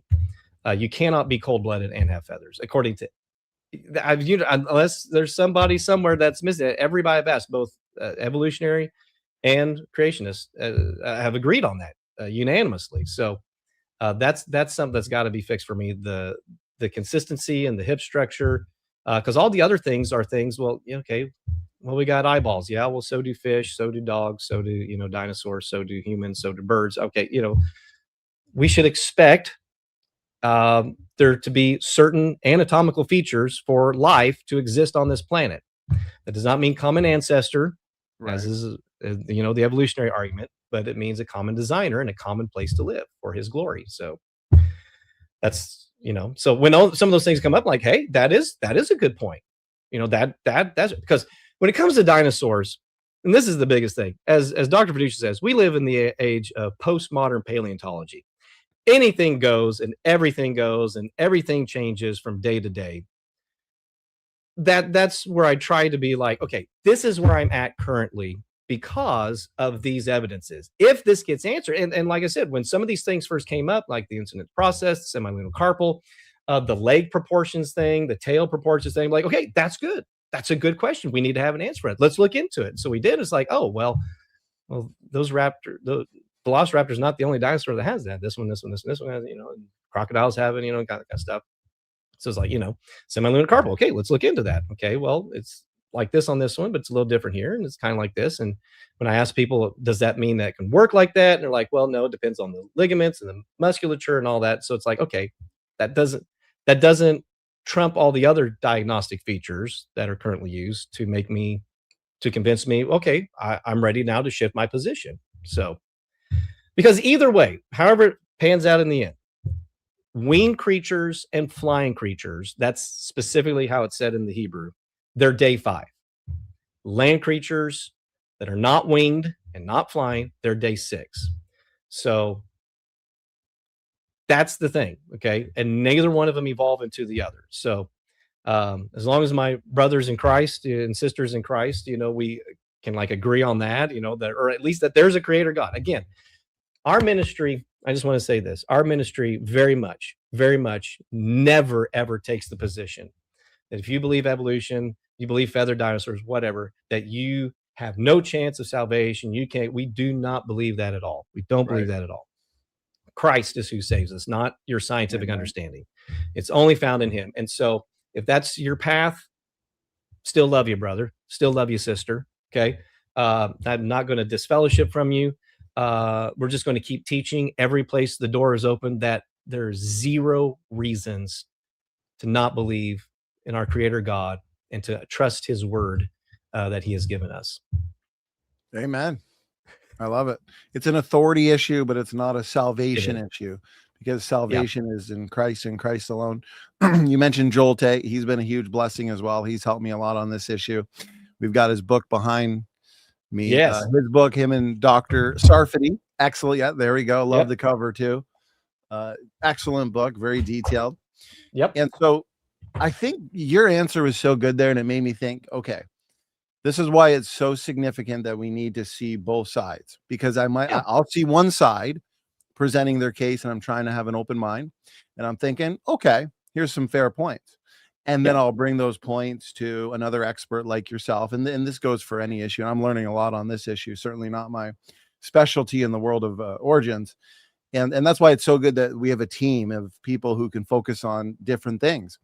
And your points there, fully perforated acetabulum and the anti-trochanter. So those are both present in Microraptor, which are not defining. No, not the fully perforated acetabulum. The descriptions I've read, it is somewhat cupped a little bit. It's not fully perforated. Okay. So it does have the anti-trochanter. So very, very much bird hipped. Okay.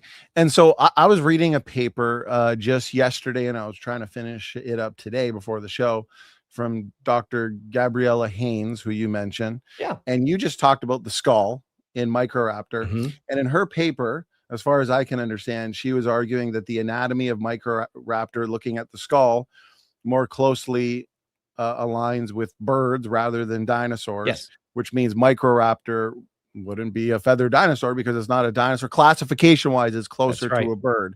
So is that in line basically with that? Is my understanding as well. Yes, it's a bird skull. Doesn't have those it's not diapsid. So that's my understanding from what I've seen. So So, and you're going to understand this a lot better than me. I'm just going to kind of throw this out there as a summary. I've seen this both presented by conventional scientists, those that would disagree with the young Earth position, and then fellow young Earth creationists that are persuaded by the feathered dinosaur position. So it's the same argument. And they'll point to melanosomes, and they'll point to alpha keratin and beta keratin, and they'll say how we find those in some of these dinosaurs. Sinosauropteryx, which you talked about, and some of these other ones I see Eutyrannus brought up as well. And so what we're finding in some of these dinosaurs would suggest that these actually are feathers rather than decayed collagen fibers. Are you able to speak to that and tell us why that might not be the case? I'm going to be honest. No, I can't. The biochemistry regarding that is not mine has been more of the anatomical studies that I've done, and not the biochemical studies. So I would not want to start getting into that and lead people astray and say something false or inaccurate, because I'm not in. I have read on that some, but I'm trying to remember who I have read who's had some really good answers on that. And I wanted to say Dr. Haynes was one of them, but I was thinking there was somebody else too. I'm sure Joel has that. I'm sure Joel's got that. And you can go to creation.com is such an amazing website, just a great resource. And I'm sure they've got technical details on that. So I apologize. I don't know. And that's one of the things we try to do is when, hey, I don't know, I'm not going to try to make something up, because I just want to try to the best I can. I am a very fallible human being, just trying to find, walk in the grace of my God. And I have at times, in the past, said something because I thought I remembered it, but then turns out, no, I wasn't remembering right. I just made that up on the spot. And, if you harm your credibility, then would anybody believe when you are telling the truth, especially when it comes to our Lord? So, so I apologize. I don't have something for you. No reason to apologize. And I've got Alan Fiducia's more recent book behind me, and I think you have the same one. Yep. Romancing the Birds and Dinosaurs, and he's got some points there on melanosomes and questioning it and kind of going over some reasons why that doesn't support the case. Joel Tay, I think with the beta keratin, he was telling me, and I'll have to go back and see what his answers were, but there's some decay, some degradation going on where you can go from alpha to beta. Yes, I do process. And so it's non-diagnostic. I know there's some things there that, and it makes me wonder, maybe we could just brainstorm during the flood. wouldn't we expect degradation of all kinds of things, because you got heat and pressure? Because you were talking about at the beginning of your presentation, fossilization requires very special conditions. We know that the flood would have had a lot of heat and pressure and energy. Yes. And these fossils would be sandwiched between layers. And a lot of things are going on that would probably change what we're seeing here. That could be, Ryan, perhaps, if you have an idea. It could. And there's another variable in that, and that's the plasticity of the fossils. How much has been misshapen because of that? And that's why sometimes a diagnostic trait could be a misunderstanding of what we're actually, kind of like the death pose, how it was misunderstood for so long. And so the number of discoveries that have to be made to confirm, support something, that's part of the scientific process. You try to falsify a conclusion. If it can stand up to those challenges, then it's been confirmed or supported or verified. So again, that's one of those things. Plasticity is how much has it been misshapen or bowed in the fossilization process, and the pressures and the heat, all that kind of stuff, because all those things can affect the shape of something as well. And so that's always a consideration to take in when regarding all this. So it's quite a process. You mentioned what's been preserved and what hasn't. In 2 weeks, we did this 2 years ago. We had a fossil, and we got to go to a laboratory and do a core extraction from a hadrosaur femur, a hadrosaur leg bone, and got to do an extraction from it. And we found it full of collagen, which was just very exciting. And the osteocytes that were still there as well, just phenomenal. And in 2 weeks, we get to go back and do it again. Our ministry does at a dinosaur lab. And we're looking forward to doing that as well. So first time we got to do it with Brian Thomas, and Dr. Thomas, of course, has a PhD in paleobiochemistry. And so that's a real treat to get to do some of the actual hands-on dinosaur work. And so again, that just testifies, because his paper that he published, not his paper, the paper that he was a part of that was published in January of last year in Analytical Chemistry, showed it's endogenous, it's original, it's not a contamination. And before that, in many longevity studies on biomaterials, specifically collagen, have been done. The maximum amount they can get, there was a paper, I think, off the top of my head, I think it was around 2011 in the journal Antiqua, that said maximum maybe 900,000 years. Well, that's not even 1/66th of the time you need for it to be of a dinosaur that in the evolutionary scheme, but perfectly is fine if they were buried in a global catastrophe 4,300 years ago, give or take. So, unfortunately, as I said, we love science. We love science. It's great. Amen. Unfortunately, 2 Peter 3 does warn that people would come in the last days denying the worldwide flood, which explains deliberately what we see. Yep. So I've got Brian from Apologetics 101 here. He says, now he interviewed Dr. Gabriella Haynes, which is a great interview. And he says that she said that alpha keratin can convert to beta keratin in water. Well, the flood would be associated with a lot of water the last time I checked. Yes. In her interview, I knew she had also written on scales that of somewhat. beta-keratin. Yep. Cool. Very cool. So again, and that's what we were saying earlier, that you got points on each side, and it's important to see what both sides are saying. If we were to both take sides have brilliant people, Right. great scientists. Amen. And then so let's bring the evolutionists in here. Now, maybe they'll come in and throw a wrench in between to both positions within the young Earth creation and say, okay, so what we find then with Microraptor and Archaeopteryx and other of these raptor type creatures, let's say, we've got mosaic creatures. We got a mix of dinosaur and bird features. So from the evolutionist position, these are intermediate. These are transitional fossils. Oh, sure. Yep.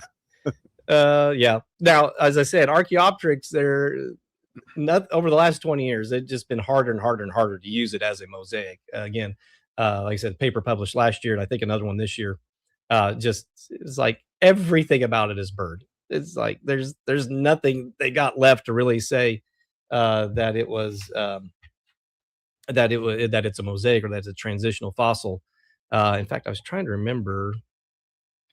There's a whole category of extinct birds that the only difference between them and modern day birds is they still have some teeth. They have teeth. That's it. So okay, we have an extinct class. I mean, we got all kinds of creatures that, oh, they've got teeth. Well, how about that? I mean, you got fish with teeth. You got extinct birds with teeth. You got, I mean, just does that make it a mosaic of something that is part of an evolutionary process? Again, that comes down to your worldview on that. Microraptor, again, has been a very interesting one, has been a fun one. They say, oh, see, it's got this dinosaur trait. Well, then you look at some of those traits that they say are definitively that, and well, upon further analysis, maybe not, So, yeah, sadly, no matter how much you point certain things out, some people are not going to be convinced until there is a need that they feel of needing to reevaluate their worldview. So when we go to a church and we are there for 3, 4, 5 days, and we brought the fossils in, we've done all this amazing stuff. We've talked about creation. We talked about dinosaurs. We talked about fossils and the flood and all that. Always try to remember to say, okay, now you're all excited. You've got all this amazing scientific evidence. This is just the best. You can't wait to go tell everybody. Nothing I've shared with you this week is going to convince anybody. They're like, what? What do you mean? I was like, because that's not what this is about. Ephesians 4, it tells us it's never a matter of this. It's a matter of this. Yeah, and what is going to convict them to listen to you is life. When you have been there for them throughout, doesn't matter what you agree upon, what you don't agree upon, the way you treat them, you love them, you serve them, you are not like anybody else. And when life hits and they're going to have questions about life, who are they going to come ask? The one they know is going to tell them the truth of what they think, no matter what, because that's how much they care about them. And then they're going to come and ask you, and now you will have answers to their questions that they now want to hear those answers. When I was a public school teacher, this happened on occasions. Oh, did I lose it? Are you still there? Yeah. Oh, yeah. I'm here. Okay. My screen blacked out, so I can't see anything. Oh, there it is. It came back. I apologize. On these occasions where I never had to tell at all what my worldview was, or now I'd answer questions, the students had. I was never afraid to share, the truth of God's word with them. But students who I knew hated God, they didn't want anything to do with that. When life would hit, something bad, tragic would happen to them. I found it amazing how many times they would come to me and just want to talk and just cry, let it out, because it was just an incredible, humbling thing. They didn't want to go talk to their fellow evolutionary, atheistic teachers. They wanted to come to me and talk. So that's why I've always said, the answers you have, it's when you're there for them in life and you treat them like Jesus would treat them. Right. That's when the door is open, and when you can just be Jesus to people. And that's our prayer for that. And so then they are equipped with the answers when those opportunities avail themselves. Amen. I love that answer. So important.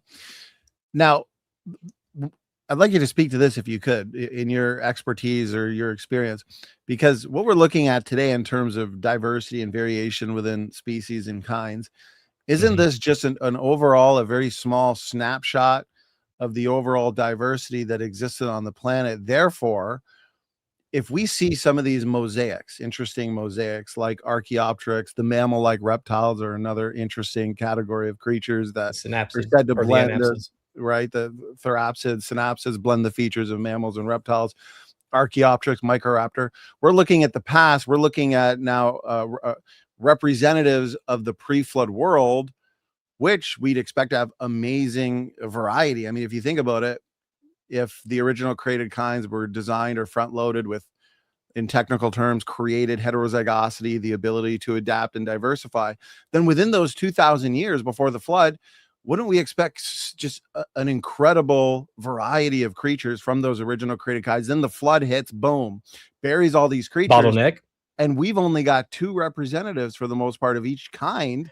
which within Yes. each kind in the pre-flood world could have been thousands and thousands of variations. So is it really a surprise that we find some interesting mosaic creatures in the past that went Mhm. extinct that we don't see today after the flood? That's a legitimate argument. Absolutely. Yeah. And I don't have really much of a problem with that line of thinking.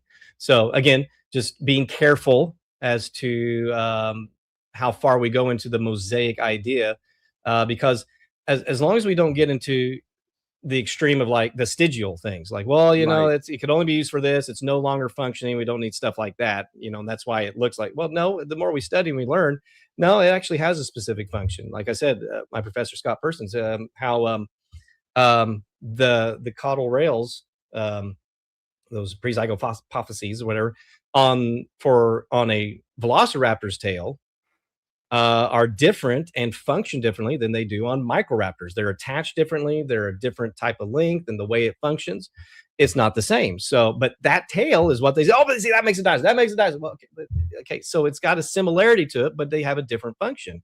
So, Mm. is it really a mosaic, or is it a finely tuned biological trait to help it do what it was designed to do? And what it Right. was designed to do, it does do well, as the Good point. late Buddy Davis used to sing for us. So, Well, that's a good point. And I was kind of pre-butting in a way because I saw this come in. This question or point came in from Bio Steve, who's really enjoyed this. He disagrees with us, but he's enjoyed it and he's interacted with it. He's a biologist, he says. And so he's saying the earliest birds, so I guess the mhm. birds we would say are pre-flood, look nothing like any bird today. So extant birds after the flood, more like extinct carnivorous dinosaurs with feathers. Before you answer it, Ryan, to expand this a little bit, I see a lot of evolutionists that we host here in debates.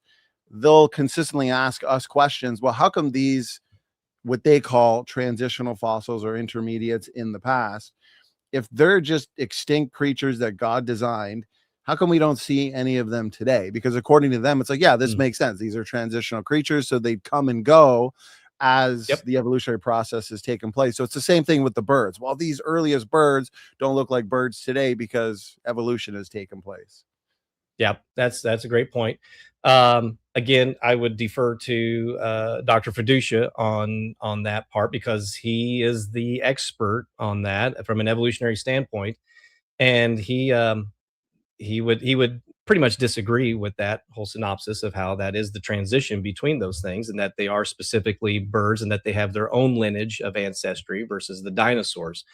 And from what I've read of him, many of those birds, because there are more and more that are being discovered. In fact, some of the places where we've acquired our fossils, they have ones we can acquire, that those birds that are supposed to be Mesozoic birds, they are practically identical, or identical, to a degree, the same kind of category as many of our modern birds. Even though some of those that are down there, there's more and more that are discovered.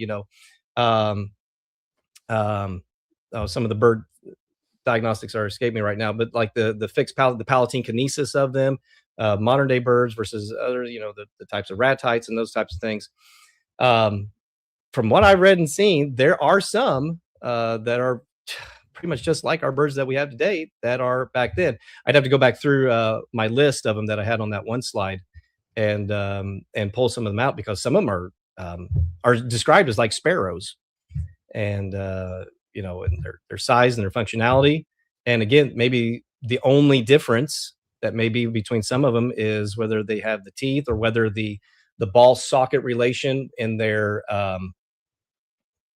with their coracoid and their humerus is reversed, and whether which one has the ball, which one has the socket, that kind of stuff. So yeah, I from what I've seen and read, there are very similar modern extant type birds that we have today that are also in the fossil record. So I'd have to go look that up more on to answer that question. So, I think that's a but it's great one that needs answer. to be answered.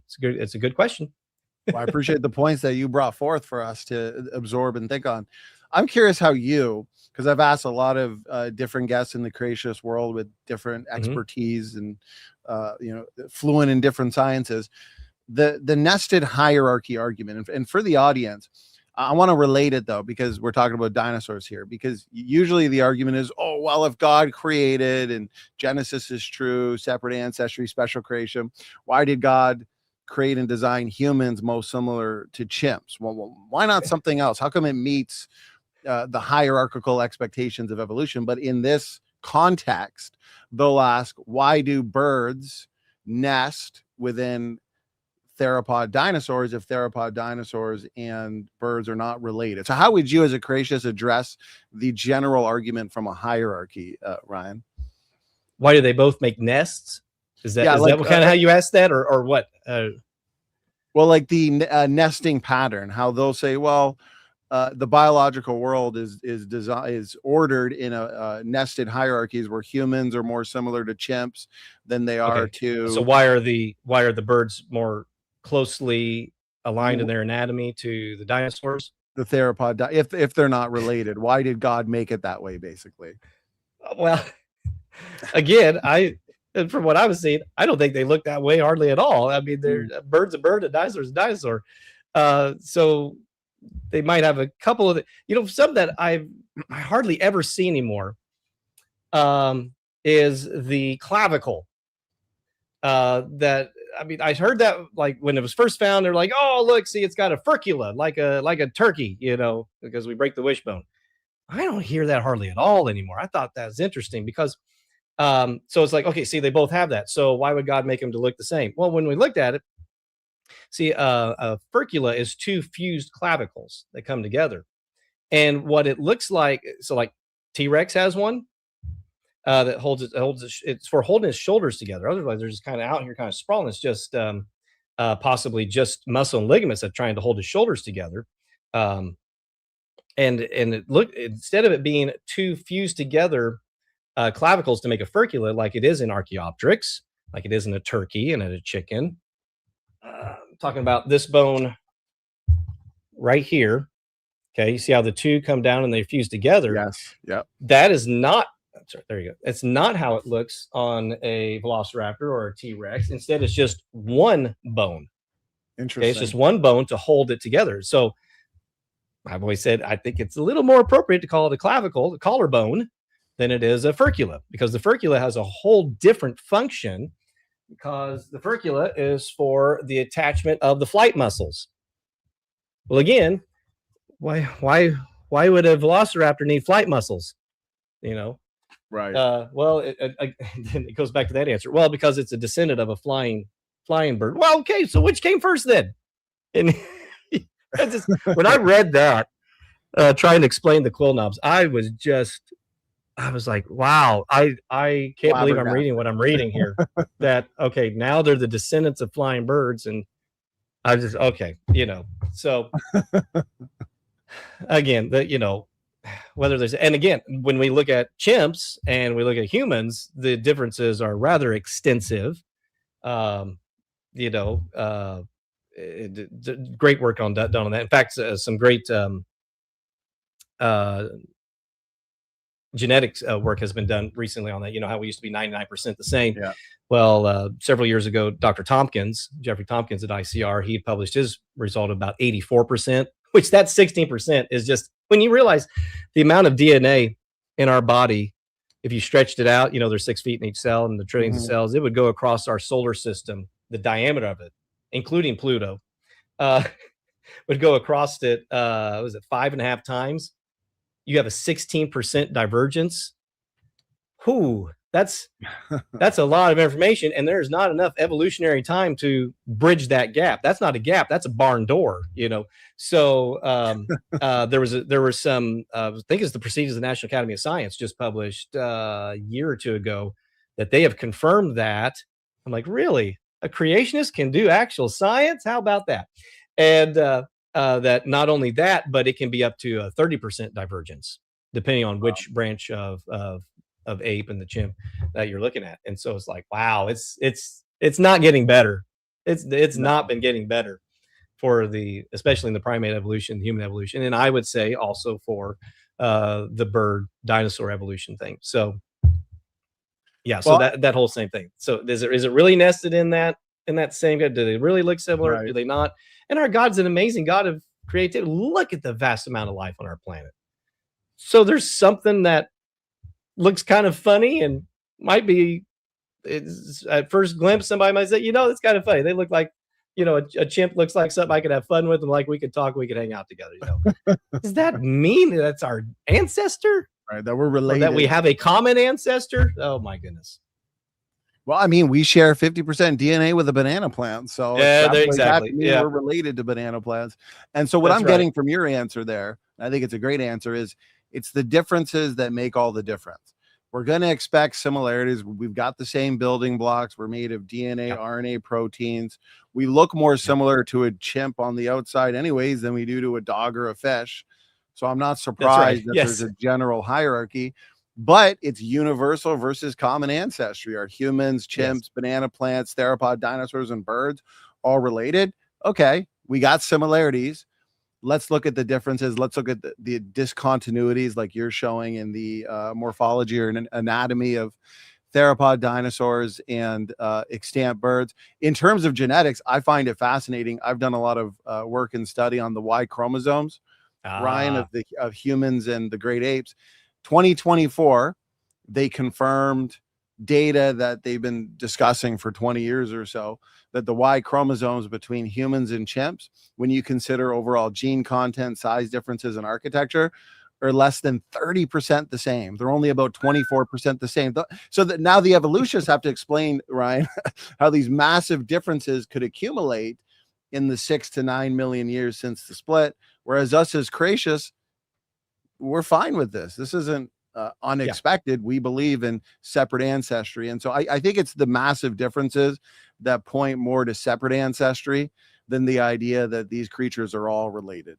And when you talk about the statistical probabilities, it's literally statistically impossible. And that's a whole nother thing. But because not only do you have to have the genetic change, but then you have to have a mate that can handle that genetic change to pass it on to the next generation. Right.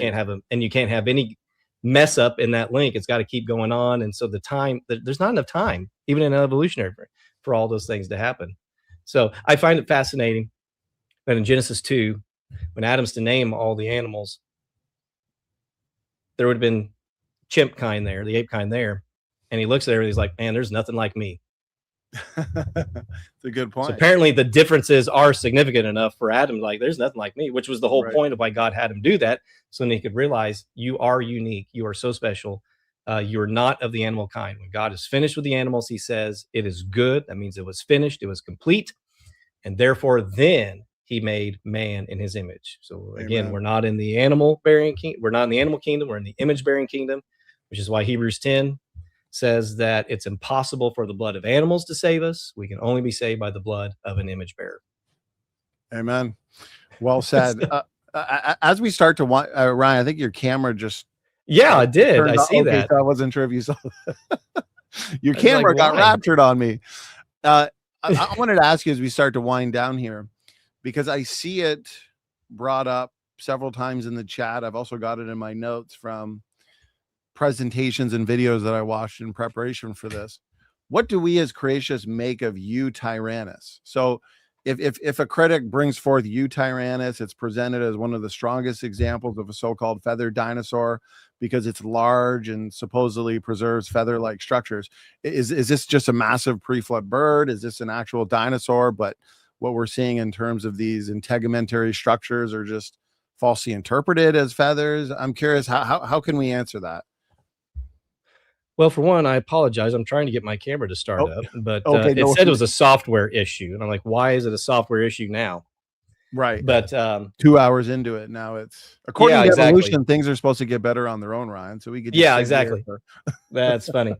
Well, Eutyrannus was just recently confirmed as I got to actually converse with my former professor, Dr. Philip Curie, who's one of the world-renowned paleontologists, one of the most famous and well-renowned. I was blessed to get to take some classes under him, and he's always been a big proponent of the dinosaur to bird evolution. And he was just like, "Oh, I'm glad that it's a dinosaur." I mean, he's like it's a dinosaur, and confirms it's a dinosaur. The what I've understood from what has been published on that and the analysis of the supposed feathers. Again, that it was the integumentary fibers on that. I'd have to go back and look and see if there's any new stuff on that that may not be aware of. I did not brush up on that before I came into this. I was brushed up on Velociraptor and everything, so make sure I was ready for that one. But it seems to be a legitimate category now. It was one that was in flux. I do know that, debating whether it was a legitimate classification, and that was confirmed last year or earlier this year. I think it was last year. That's all I recall of that off the top of my head. Well, I appreciate that response. I wanted to get this in here we had a lot of live interaction as you were presenting, and Bio Steve, perhaps you can help me understand what he's trying to argue here. He said, and this came in at 3:34, so about 20 minutes into your talk, he's saying not all diapsids have holes as adults. In fact, crocodiles and turtles don't. That crocodiles lose their fenestra. Maybe he can clarify in the chat. He is here right now. Yeah. Now I know turtles don't. They don't have those extra holes. They are fully developed, and that's why the only reason, my understanding when I was taking my dinosaur classes, was that they're considered, if they are, some of my professors didn't consider them diapsids, is because of just a reptile connection, reptilian lineage. So, I don't understand about the crocodilians, because the studies that are done on that, they're not diapsids. I agree. So, yeah. Well, but they have the supratemporal fenestra, but they don't have the lateral temporal fenestra. So he's saying here, there are animals nowadays that are somewhere in between. This is when you're talking about the cold-blooded versus warm-blooded nature of dinosaurs. So he's saying, well, there's some that are in between cold and warm-blooded, like great white sharks. There are variations in thermal regulations. He's absolutely right on that. Sharks are a great example of that. So are considered to be the ichthyosaurs, possibly, that they're still reptilian, but that they may have had a little bit of a blubber, kind of, but that they are still categorized as reptile. They would lean more on the cold-blooded side of it, because that's part of the thing. To say something is 100% cold-blooded and 100% warm-blooded, that's a generalization. He's absolutely right about that. There's some that they're definitely lean more towards one or the other, but that doesn't change what their classification is kind of the primary point on that. So, in fact, there are some paleontologists who, all these big marine reptiles that we have, they're like, whew. So like your plesiosaurs, your mosasaurs, the ichthyosaurs, even though they're questioning, what did the water temperature have to be in Earth's oceans? I've seen some speculate our oceans had to average around 90 degrees for these creatures to not only survive but thrive like they did at one time. So yes, there's combination in that. But specifically, though, regarding the Dinosauria, what shows us that is that they are still a reptile. They don't have enough.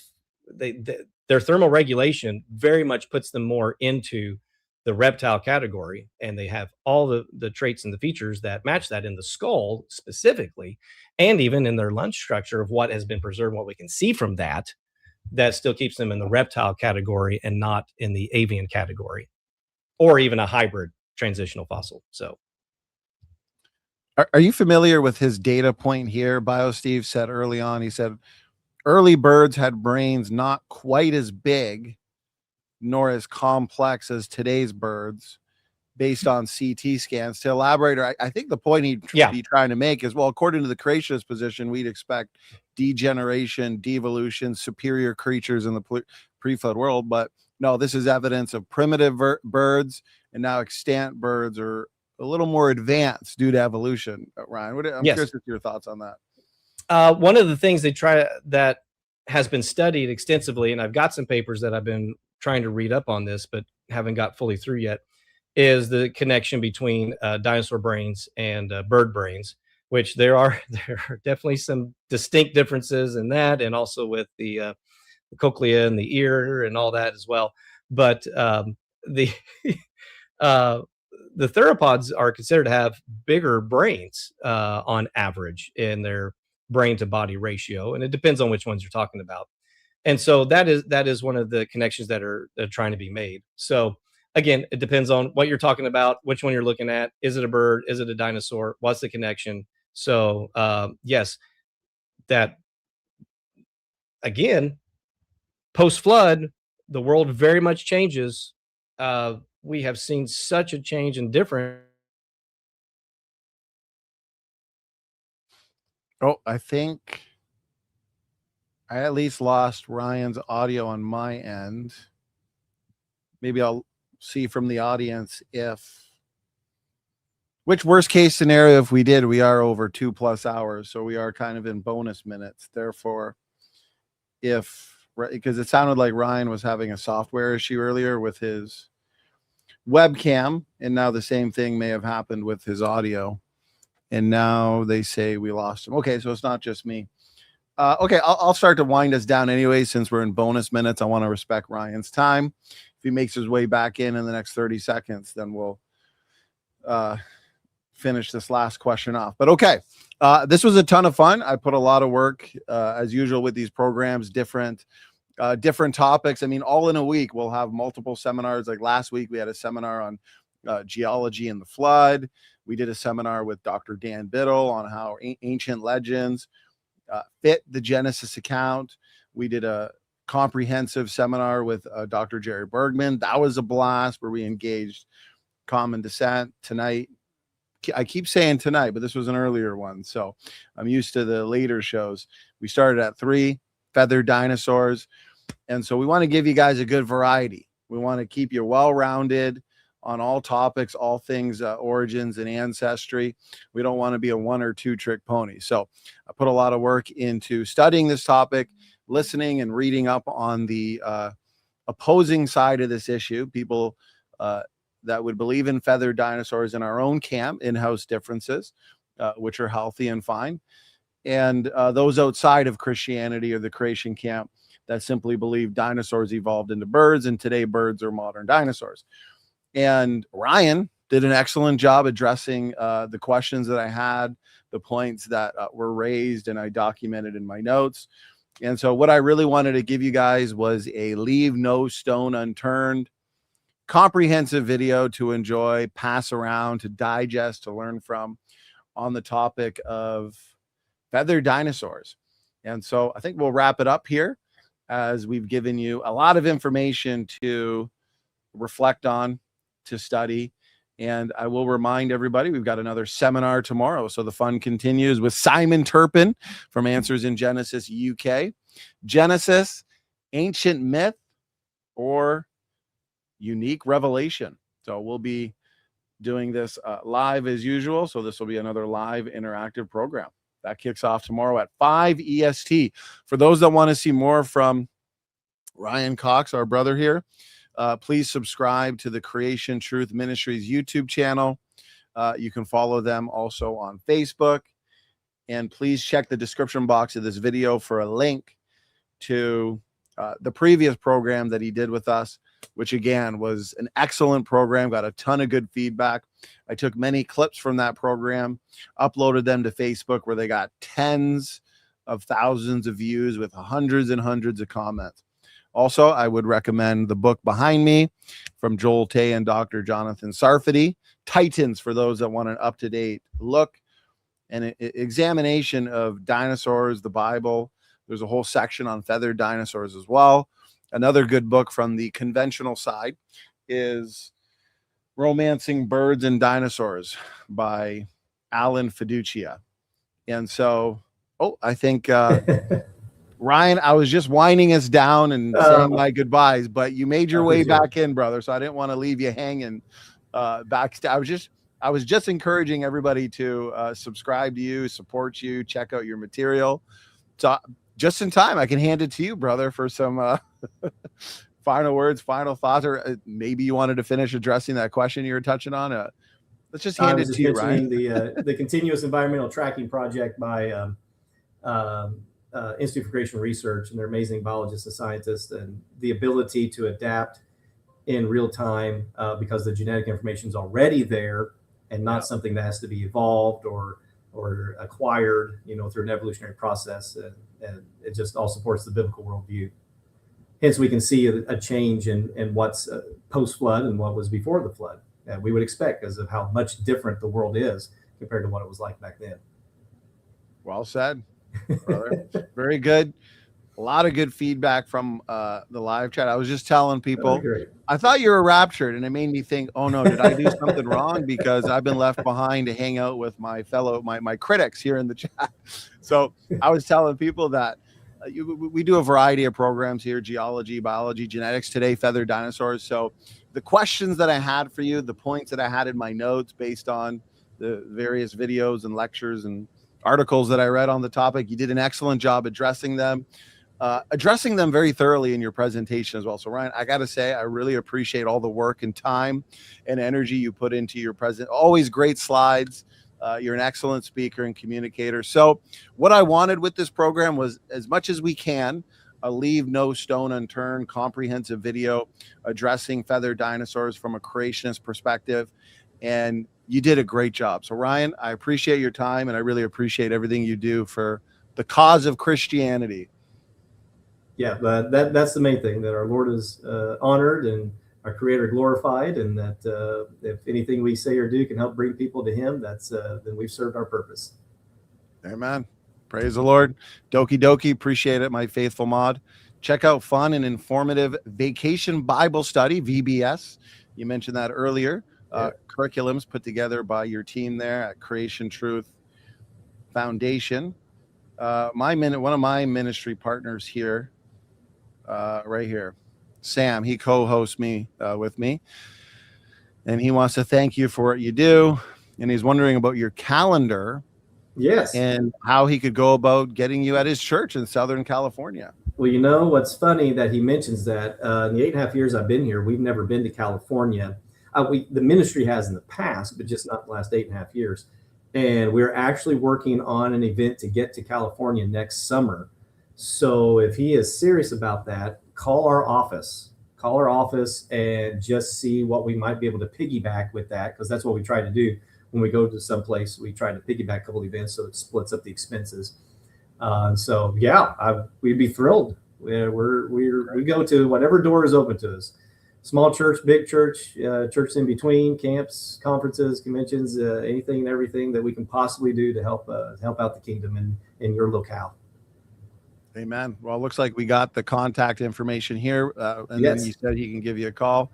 And he has a lot of various speakers.